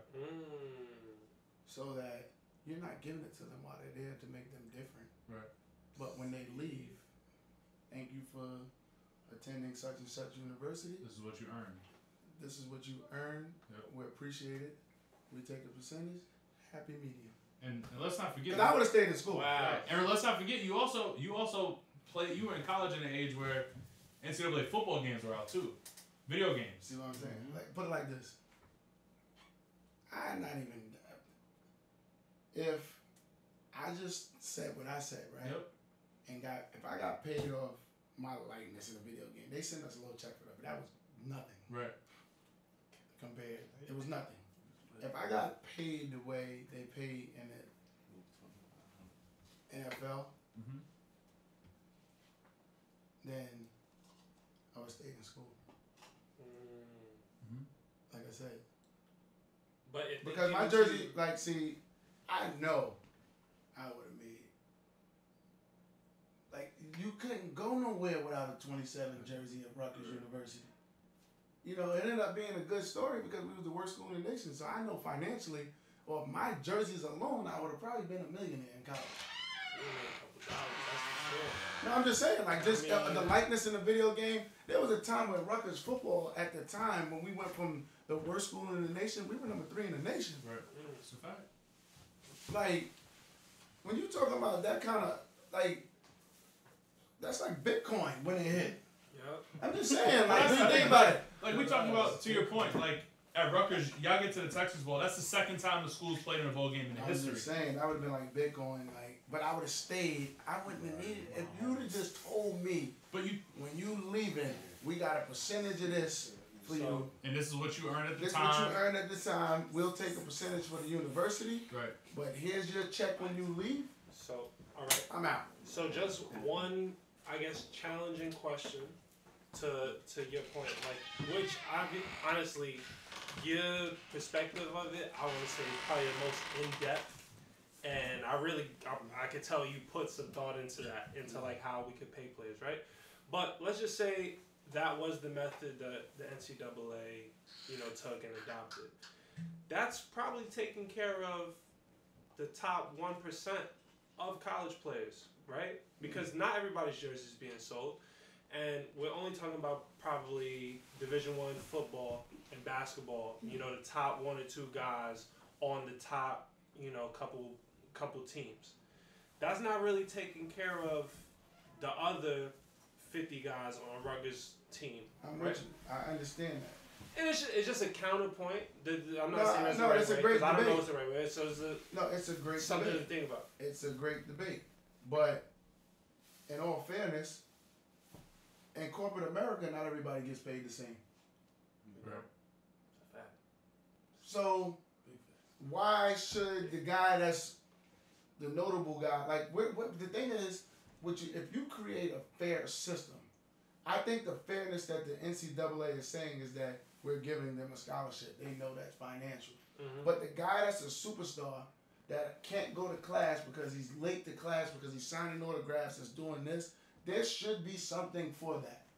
Right. Of course. That's not singling no one out. That's saying that if you're getting your education paid for, you're still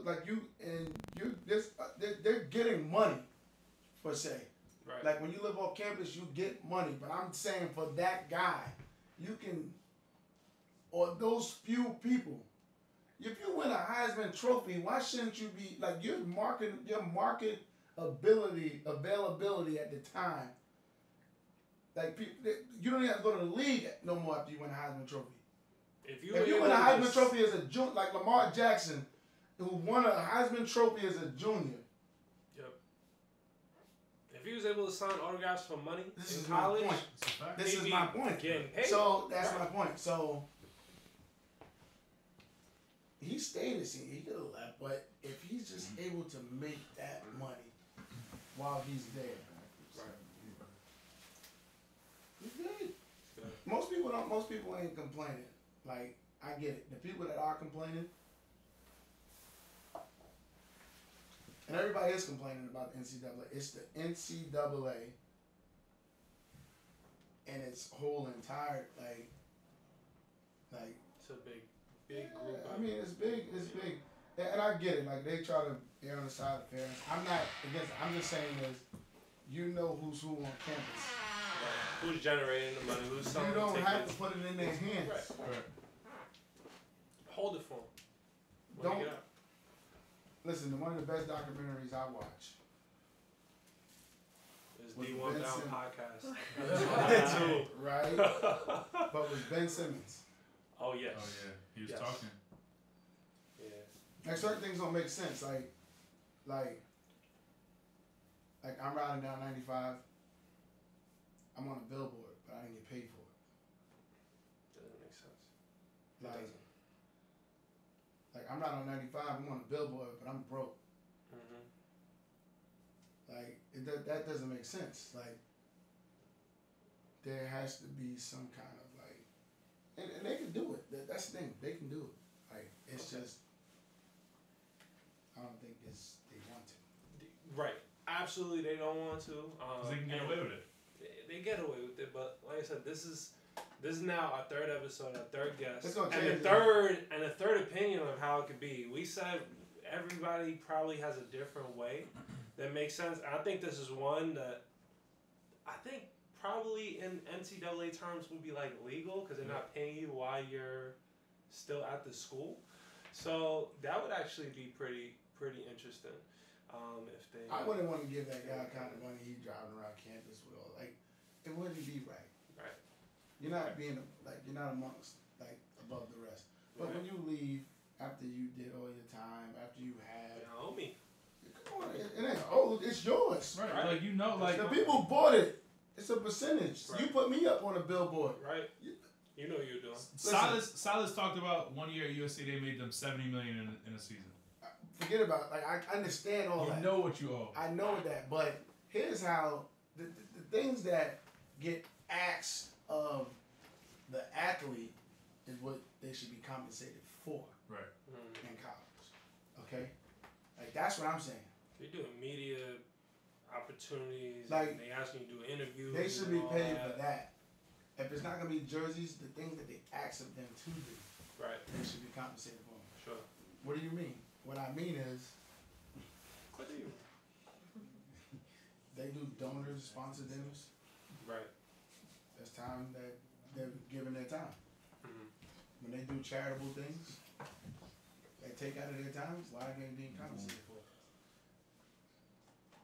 All right. So we want to ask you specifically first for yourself, because we heard of obviously other college athletes or even high school athletes.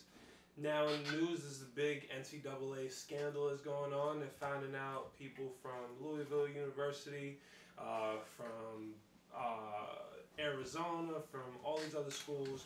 Primarily, this case is talking about basketball, college basketball players that are getting paid under the table to be recruited to these schools.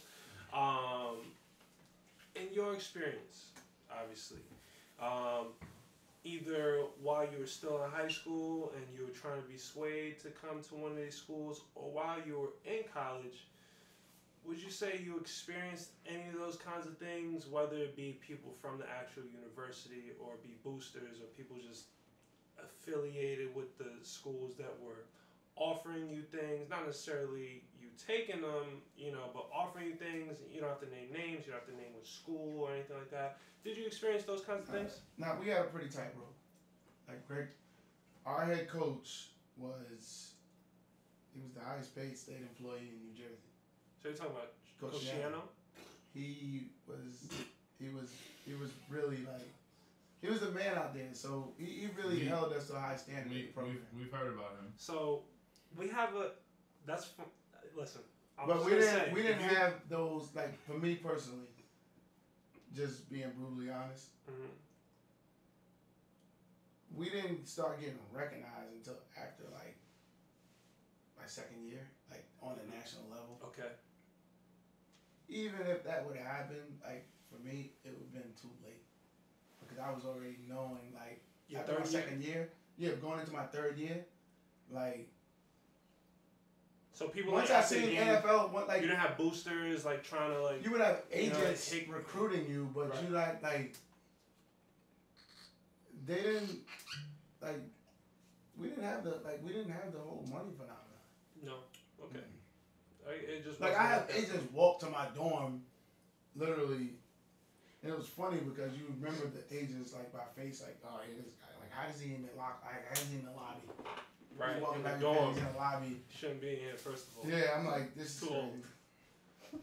But you meet agents, you do all that stuff, but you just realize it's like it's part of the game. The stuff that's happening with the basketball is different. Like football and basketball, we have to keep separate because I mean, first and foremost, we're looking at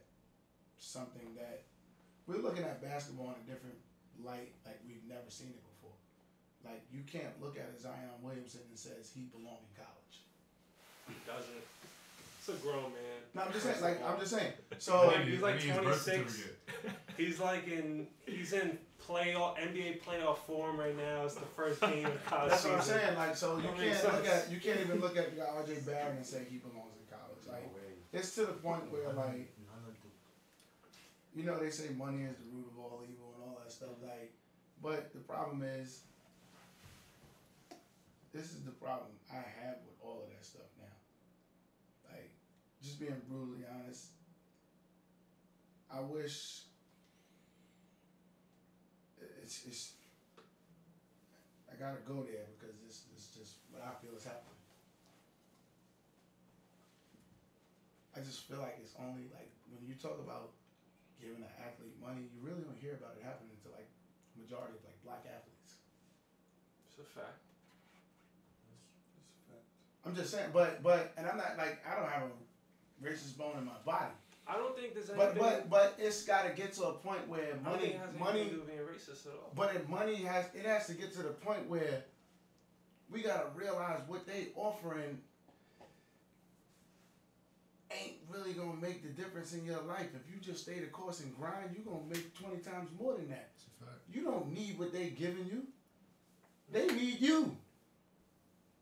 So I don't like the whole mindset of dangling something there because they know we need it. That ain't nothing but a mousetrap, man.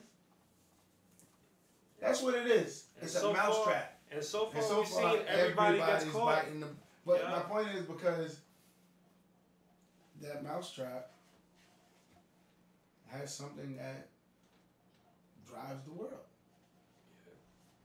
But it's funny that mousetrap has something that drives the world. But when you actually get behind your 2 cents, you're the engine that drives the world. So what the hell do you need what they giving you for? Right. But it's nothing. It feels good to be wanted. That's what happens. Of course. When you know you want it and they gonna give it to you, and they saying, "Oh no, don't worry about it. You ain't gotta pay it back." So, I mean, you never heard of interest-free loans in this world. it's not a thing. No. It's not a thing. That's my So point. just when we go back, because obviously you said you kind of jumped out your 3rd year of college because you went home, you saw the situation at home, like money was needed right there and right now. So that kind of motivated you to say, you know what, let me just go to the NFL. I know what's available for me right now. So when you say that, when you look back at it, you know, if during your 2nd year or your 3rd year you were offered some type of, you know, these quote unquote illicit funds from an agent, a booster, whatever kind of thing, you still wouldn't have dabbled with that just because like you would be scared of the consequences, you would say? Or like that just wasn't if it didn't happen, we don't have to go in that hypothetical. Oh, no, it wasn't a thing. It was more It wasn't. like, man, listen, like I got so used to being without Yeah, you need it. that, like I wasn't the guy in college that was. It's crazy. I got investigated in college one time. Oh. But like my dad's like my birth dad's last name is Reed. Mhm. Like he died when I was a baby. So my grandparents' last name was Reed, and I got a car. You know, the car I had was a white Dodge Charger. No Hemi. You gotta mention the Hemi because the Hemi changed the price. Right, it definitely does. Went and got me some rims from Castle Hill right there, right? Okay. You know, it was pretty clean, but I was up for a Heisman. I was like Heisman Trophy, and they knew where I was from. I had a new white car. So it looks suspicious. They brought me in for NCAA investigation. That's where I got the money from. This, that, and the other. But like I said, it wasn't a thing. Like it was more like I was used to not having. Right. I was the guy that got dressed. Like I used to wear Rutgers issue sweats every day. Like we wasn't going out. Like it just honestly it was. I felt like I lived so close to home that I didn't worry about my peoples. Right. You know what I'm saying? Because I didn't go home enough You need to know that they were struggling. It didn't hit me until I was home after that game that I don't have a bed, but I have a bed in college. I don't have, like, you know what I'm saying? Like, when you go, like, I live in a house in college, they're in an apartment. You know what I'm saying? I'm looking at, like, their fridge is empty. I got a meal card. I can go swipe during the break and eat for free. Right. So that was money to me. So that's when it actually hit me, like, God damn, like, you know, and I'm watching my brothers and them what they're wearing, they looking crazy, like, you know what I'm saying? Like, you know, I'm like, and I'm here, and everything they see and I have is like, they think it's new. Right. Because I'm getting a bag from the bowl game. I bring home stuff, shirts from the game. Yep. They think I got the freshest stuff in the world. This is just stuff that I was given Free. for the game. Right. You know what I'm saying? This ain't stuff that I, like, Went out Boy. and shop for it, right. you know what I'm saying? I end up giving everything to them, like, you know what I'm saying? But you realize at that moment that they live in, like, you don't think about, people that live, they live in foul, but to them it's normal. Like, that was a bad problem I had in my childhood years. There's a lot of black kids in our communities that do that now. They normalize these abnormal things. Well, I don't even think when you say you normalize it, You do. I wouldn't even call it that because this is all you know. But that's what I said. And you even look at it like we in a bad situation, and you know, talking about people growing up in these kinds of places. So you know, I grew up in the Bronx. You grew up in New Rochelle. I say probably somewhat similar of circumstances, neighborhoods, right? We talking about normalizing it. It's not like they took us from somewhere that was nice and put us there. So that's all you know. You don't know about a better place. You know what I mean? Yeah.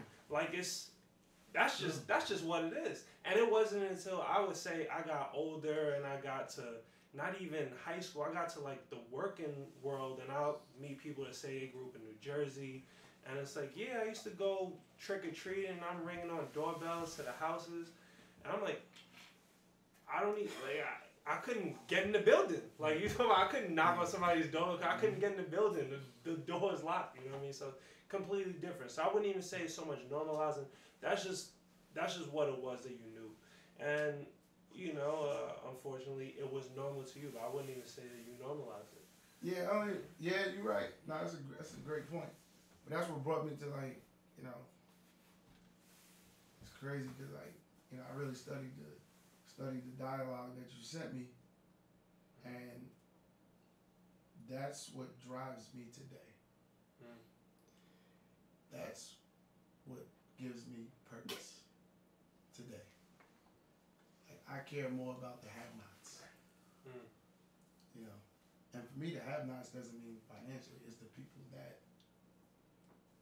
see themselves in a situation but don't see outside of it. Right. You know, like, I see kids on a day-to-day now that are playing football, and I really see them using football as their way out. So when you say you seeing kids daily playing football, you're from just me looking things up and hearing, like, you're involved in coaching Yeah, right coaching, youth sports, Okay, You know, where are you doing that at? I'm coaching in New Rochelle. Do help youth sports in New Rochelle, and that's truly like it's been. You know, it's been a very emotional ride. Yeah. You know why? Because when you sit back and look at a kid, and I really see every kid, and I'm like, that's me. Yep. It hits you a different way, because the lessons I'm trying to teach them is don't make football everything. Use it as a tool. Use it as a way to develop your social skills. You know, use it as a way to develop your craft. Use it as a way to, you know, say I'm gonna work at something and never give up. I'm doing more. It's funny I'm saying coaching. I really don't like doing X's and O's. Football is the easiest thing to do. So, what I really do, you know, I don't have a degree for it, but I think I'm playing more, you know, psychological warfare battle with these kids. Because we're dealing with an era of kids that it's so scary, man. We're dealing with an era of kids that care more about what people think of them on social media than they care about themselves. Yes. So you're dealing with an era of kids whose self-esteem is already starting at the floor.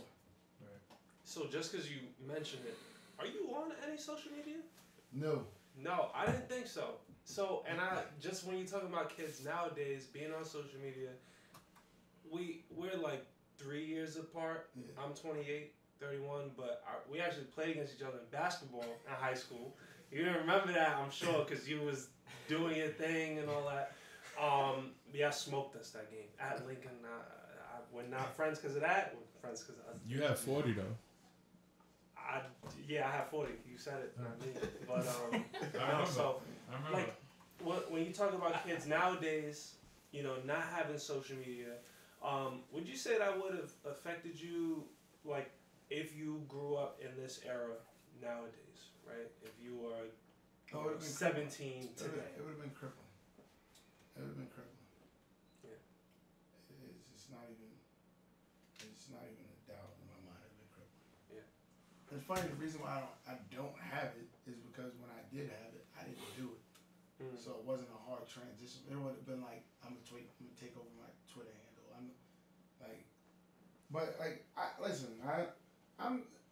I talk about social media, and I'm not against social media. You know, it's just one of those things where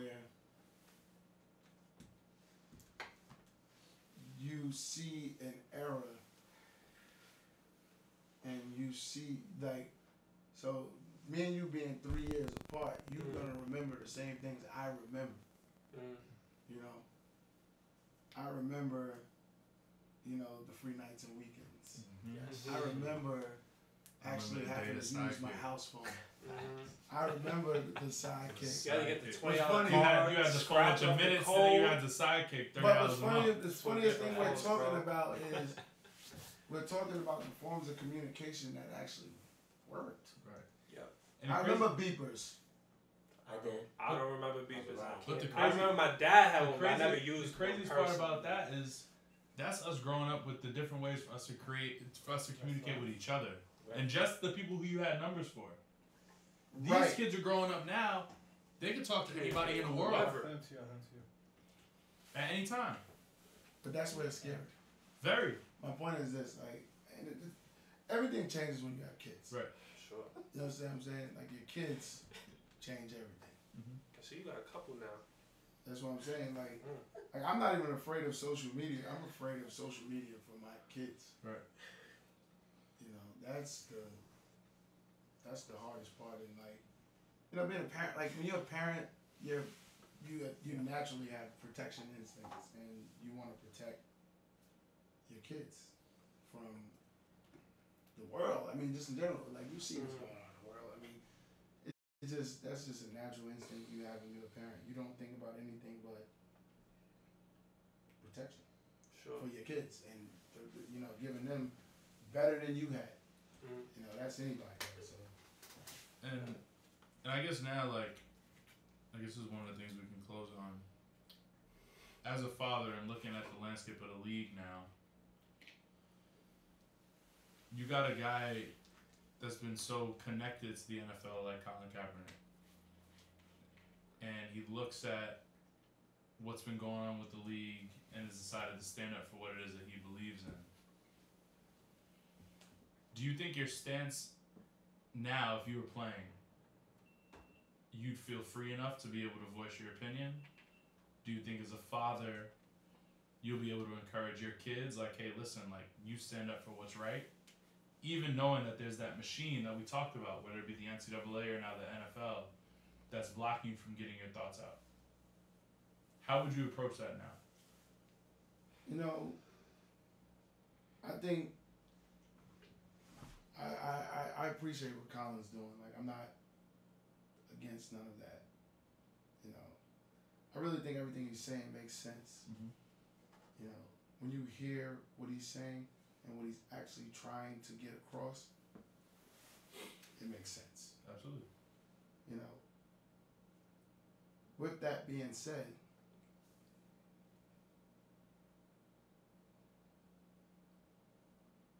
the lesson learned that I see that happened in this whole dynamic is that you learn first and foremost that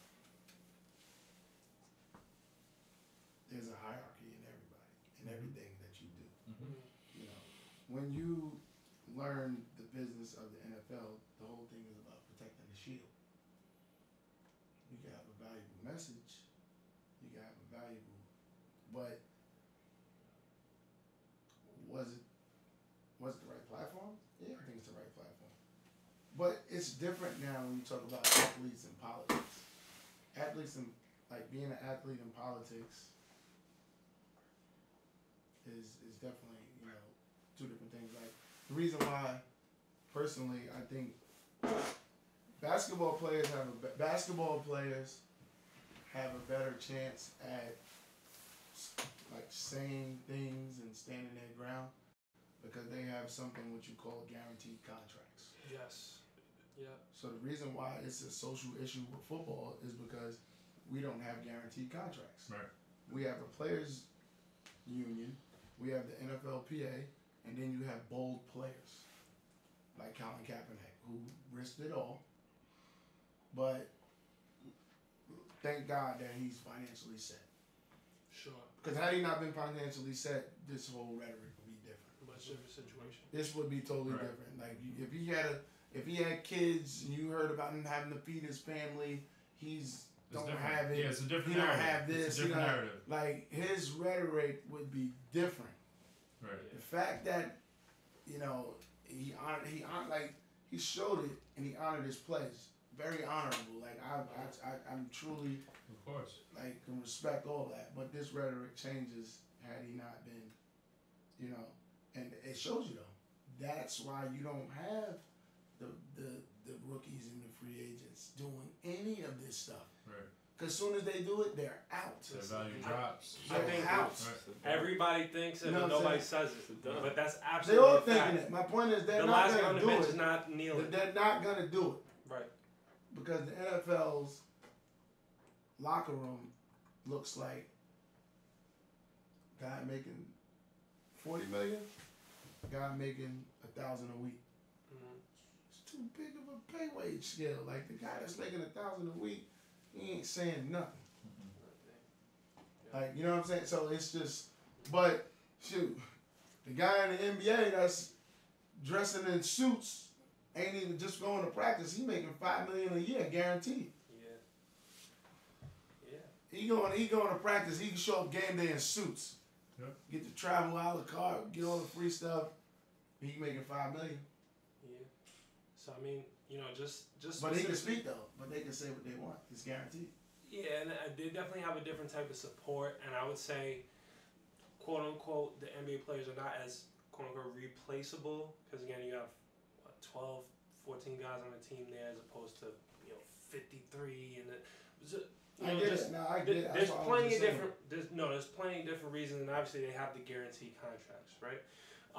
But just talking about, that situation with Colin Kaepernick and what he's doing, it almost seems as if he's still been in the background. You hear about him, having these lawsuits about not being able to get another contract. It almost seems like he's not given up yet, right? Just talking about you, and obviously your NFL career ended somewhat abruptly, suddenly. Was there a point, I don't know if you're even at that point yet, where you decide, like, all right, I realize this is done, or do you foresee that day happening in the future? What do you say, like, your NFL days, are they done? Yeah, you know what? Like, I don't wrestle with playing no more. Mm-hmm. But I won't use the term retirement. Sure. Why I'm not gonna use the term retirement? Because that means, like, for me personally, that's when you're satisfied with all you've done. I'm not satisfied with what I've done. Because the Super Bowl championship, that was because me, the NFL was just the pinnacle. My involvement in football is not done. Okay. So that's why I can't use the term retirement. If I retire, that means I'm done with the game. Like, I won't step on the field ever again. I'm not coaching. I'm not doing anything. I owe too much to these kids. I owe too much to communities to put in retirement papers. People retire when they're 55 and above. Right. So personally, I'm never sending in retirement papers until I'm above age. Until I can't physically walk that walk no more and change lives and pass the torch to my kids to help them change lives, I'm not retiring. Like, my mom's not rich. My mom works. Yeah. So how you look like, crazy. I'm just saying, like, right. My morals, that puts things in perspective. That's what I'm saying. Like, absolutely. My morals and ethics, the way my body is now, I'm in better shape than I was when I was playing. Sure. I'm my college weight and less and lighter than that. That's just the way I take care of myself. But the morals and ethics will say is, my mom's still working with kids. She goes to work. How the heck can I retire? You sound crazy. You know what I'm saying? So, like, but that part of it it honestly gave me new passion. You know what really struck a nerve in me by being a parent? Honestly, being a parent, husband, father, I actually got to see that I'm more than fantasy points. Like, it was real. Like, it was that moment, like, you have, like, when you sit back and you, like, when you make everything about something, you lose something along the way. So, I think I made everything about football. It's just the way it was. It's what I knew. It's right? what I knew. Yeah. But the things I know now about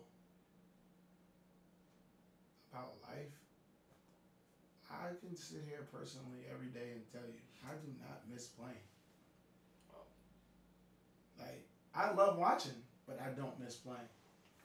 Because it's pretty powerful. You know what I mean by that is, like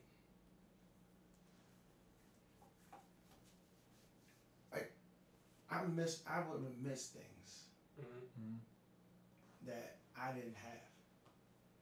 Like, I feel guilty at times as a parent because I missed some of my daughter's moments because I was playing, but I was there for every walk of the way with my son.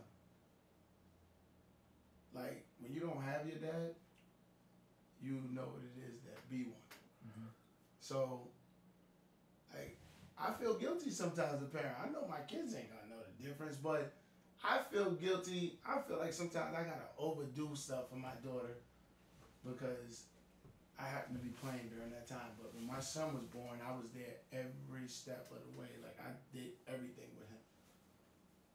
Like, that part of it changed a lot for me because, like, there's certain things in life principles that you gotta follow.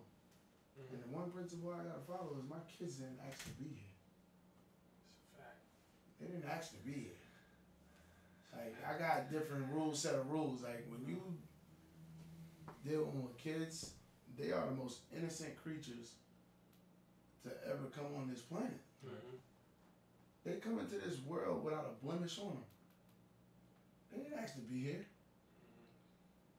You know what I'm saying? Then it mellows you out. And and the reason why I can humbly talk about this because being a parent just changed everything for me. It really did. It just, you know, it makes you think about things different now.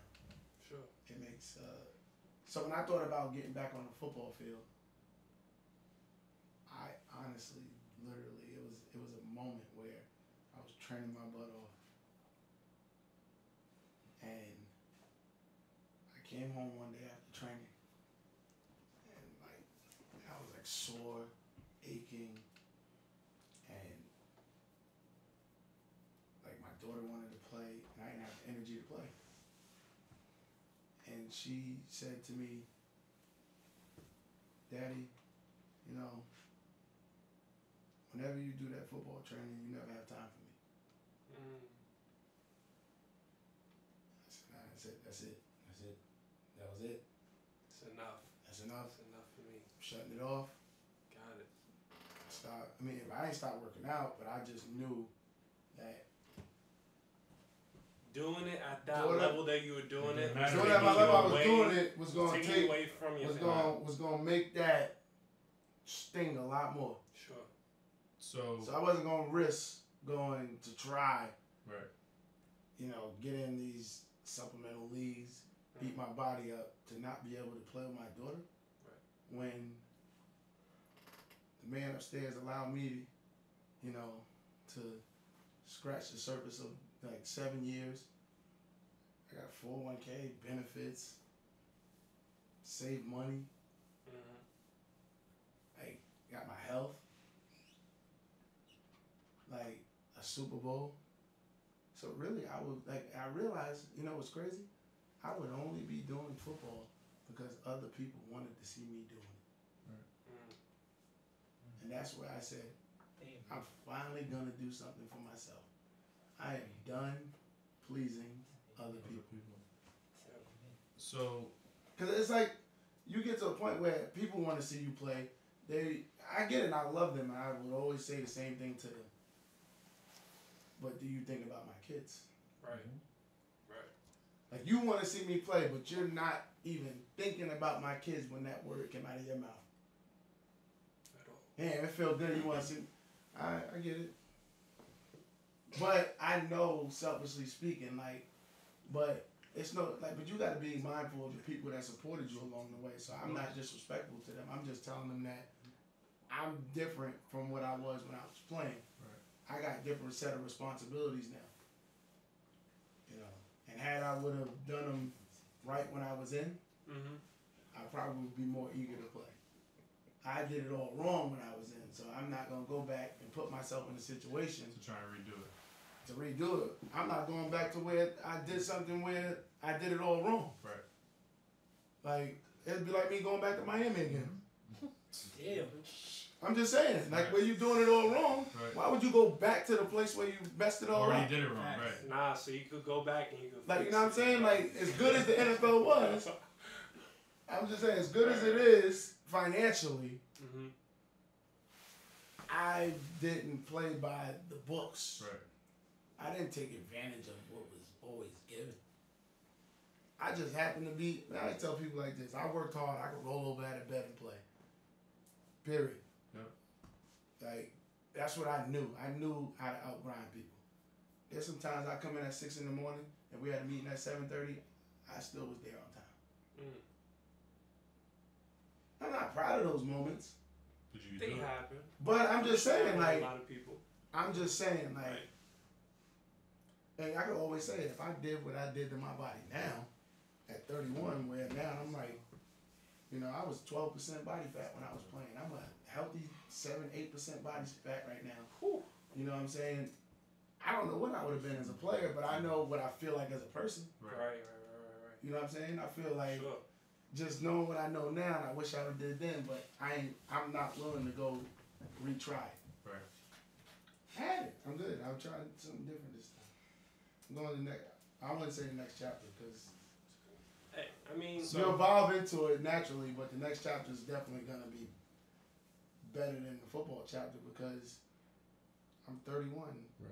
Like I don't plan on dying no time soon. Like hopefully I mean, not even at half. hopefully- Hopefully not even at half point. I'm just saying, like, I mean, you know, people find all these new kids and stuff. I might try to get to 100 or something. We're gonna get you on episode 2000. So Like 2089. So You know the- what I'm saying? So to close, obviously, thank you, brother. You know, you've been family. No, Always y'all- gonna be family. Now y'all gotta. This is.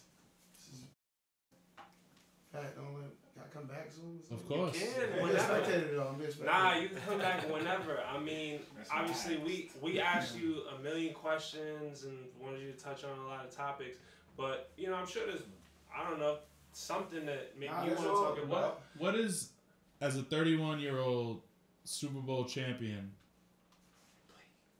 what's that pinnacle for Ray Rice now? The pinnacle. Hmm? The pinnacle for me. Oh, the pinnacle for me would be.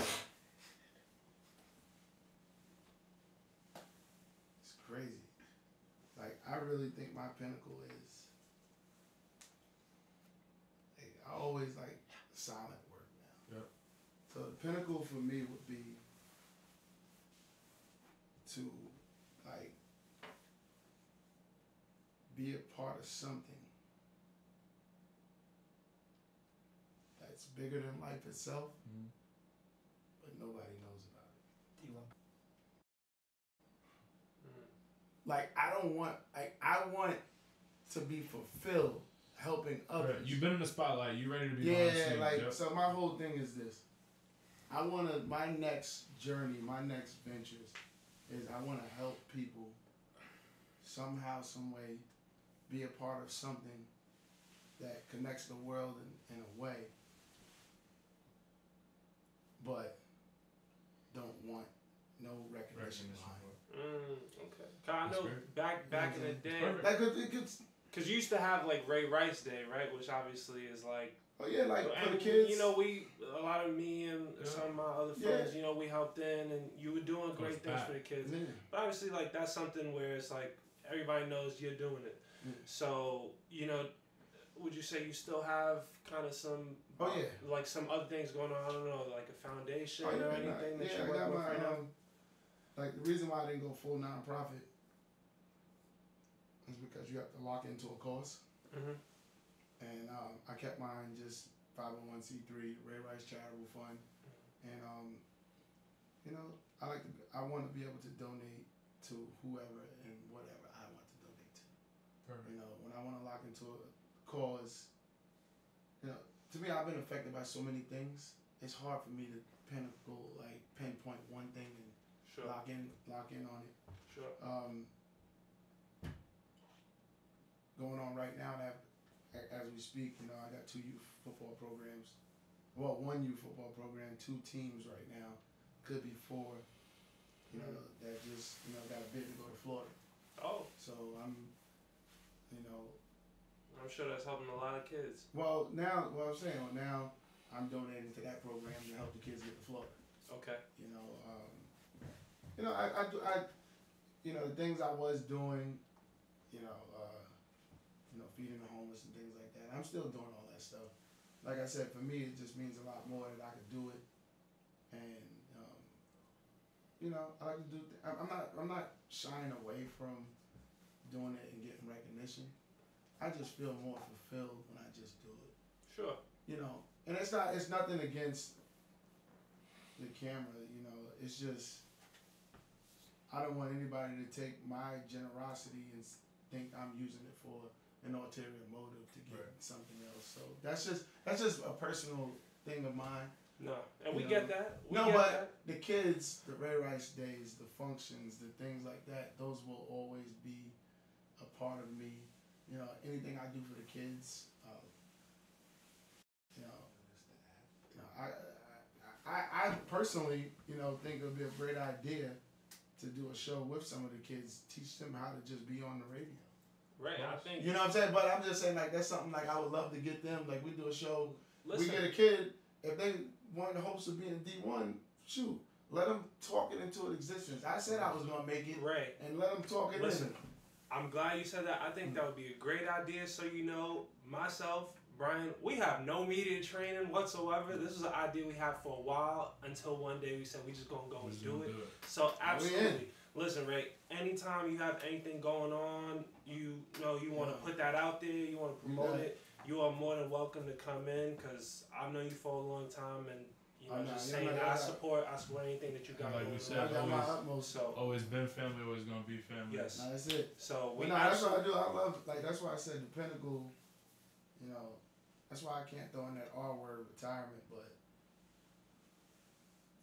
I really just want to help the next generation. Let's do it. Generational change, I guess. Sure. I know Jay-Z talked about generational wealth. Somehow, some way, it's gonna happen. It's gonna happen. I think so. It's only one person. It takes one person to get that going there. Yeah, we're gonna put it on Shawty's shoulders. We good. All right. Perfect. So That's good. On that note, we're gonna wrap things up. Ray, again, we absolutely appreciate you coming on. This is D1 Bound Podcast. Yeah. My name is Patrick Odedina. It's your co-host Brian Ford. What's your name? Ray Rizzo. I'm feeling Spanish. Raimundo Aros. Thank y'all very much, man. D1 Bound Podcast, episode 3. Ray Rice. And it's Thanks so a much. wrap. It's a wrap. Yes, sir.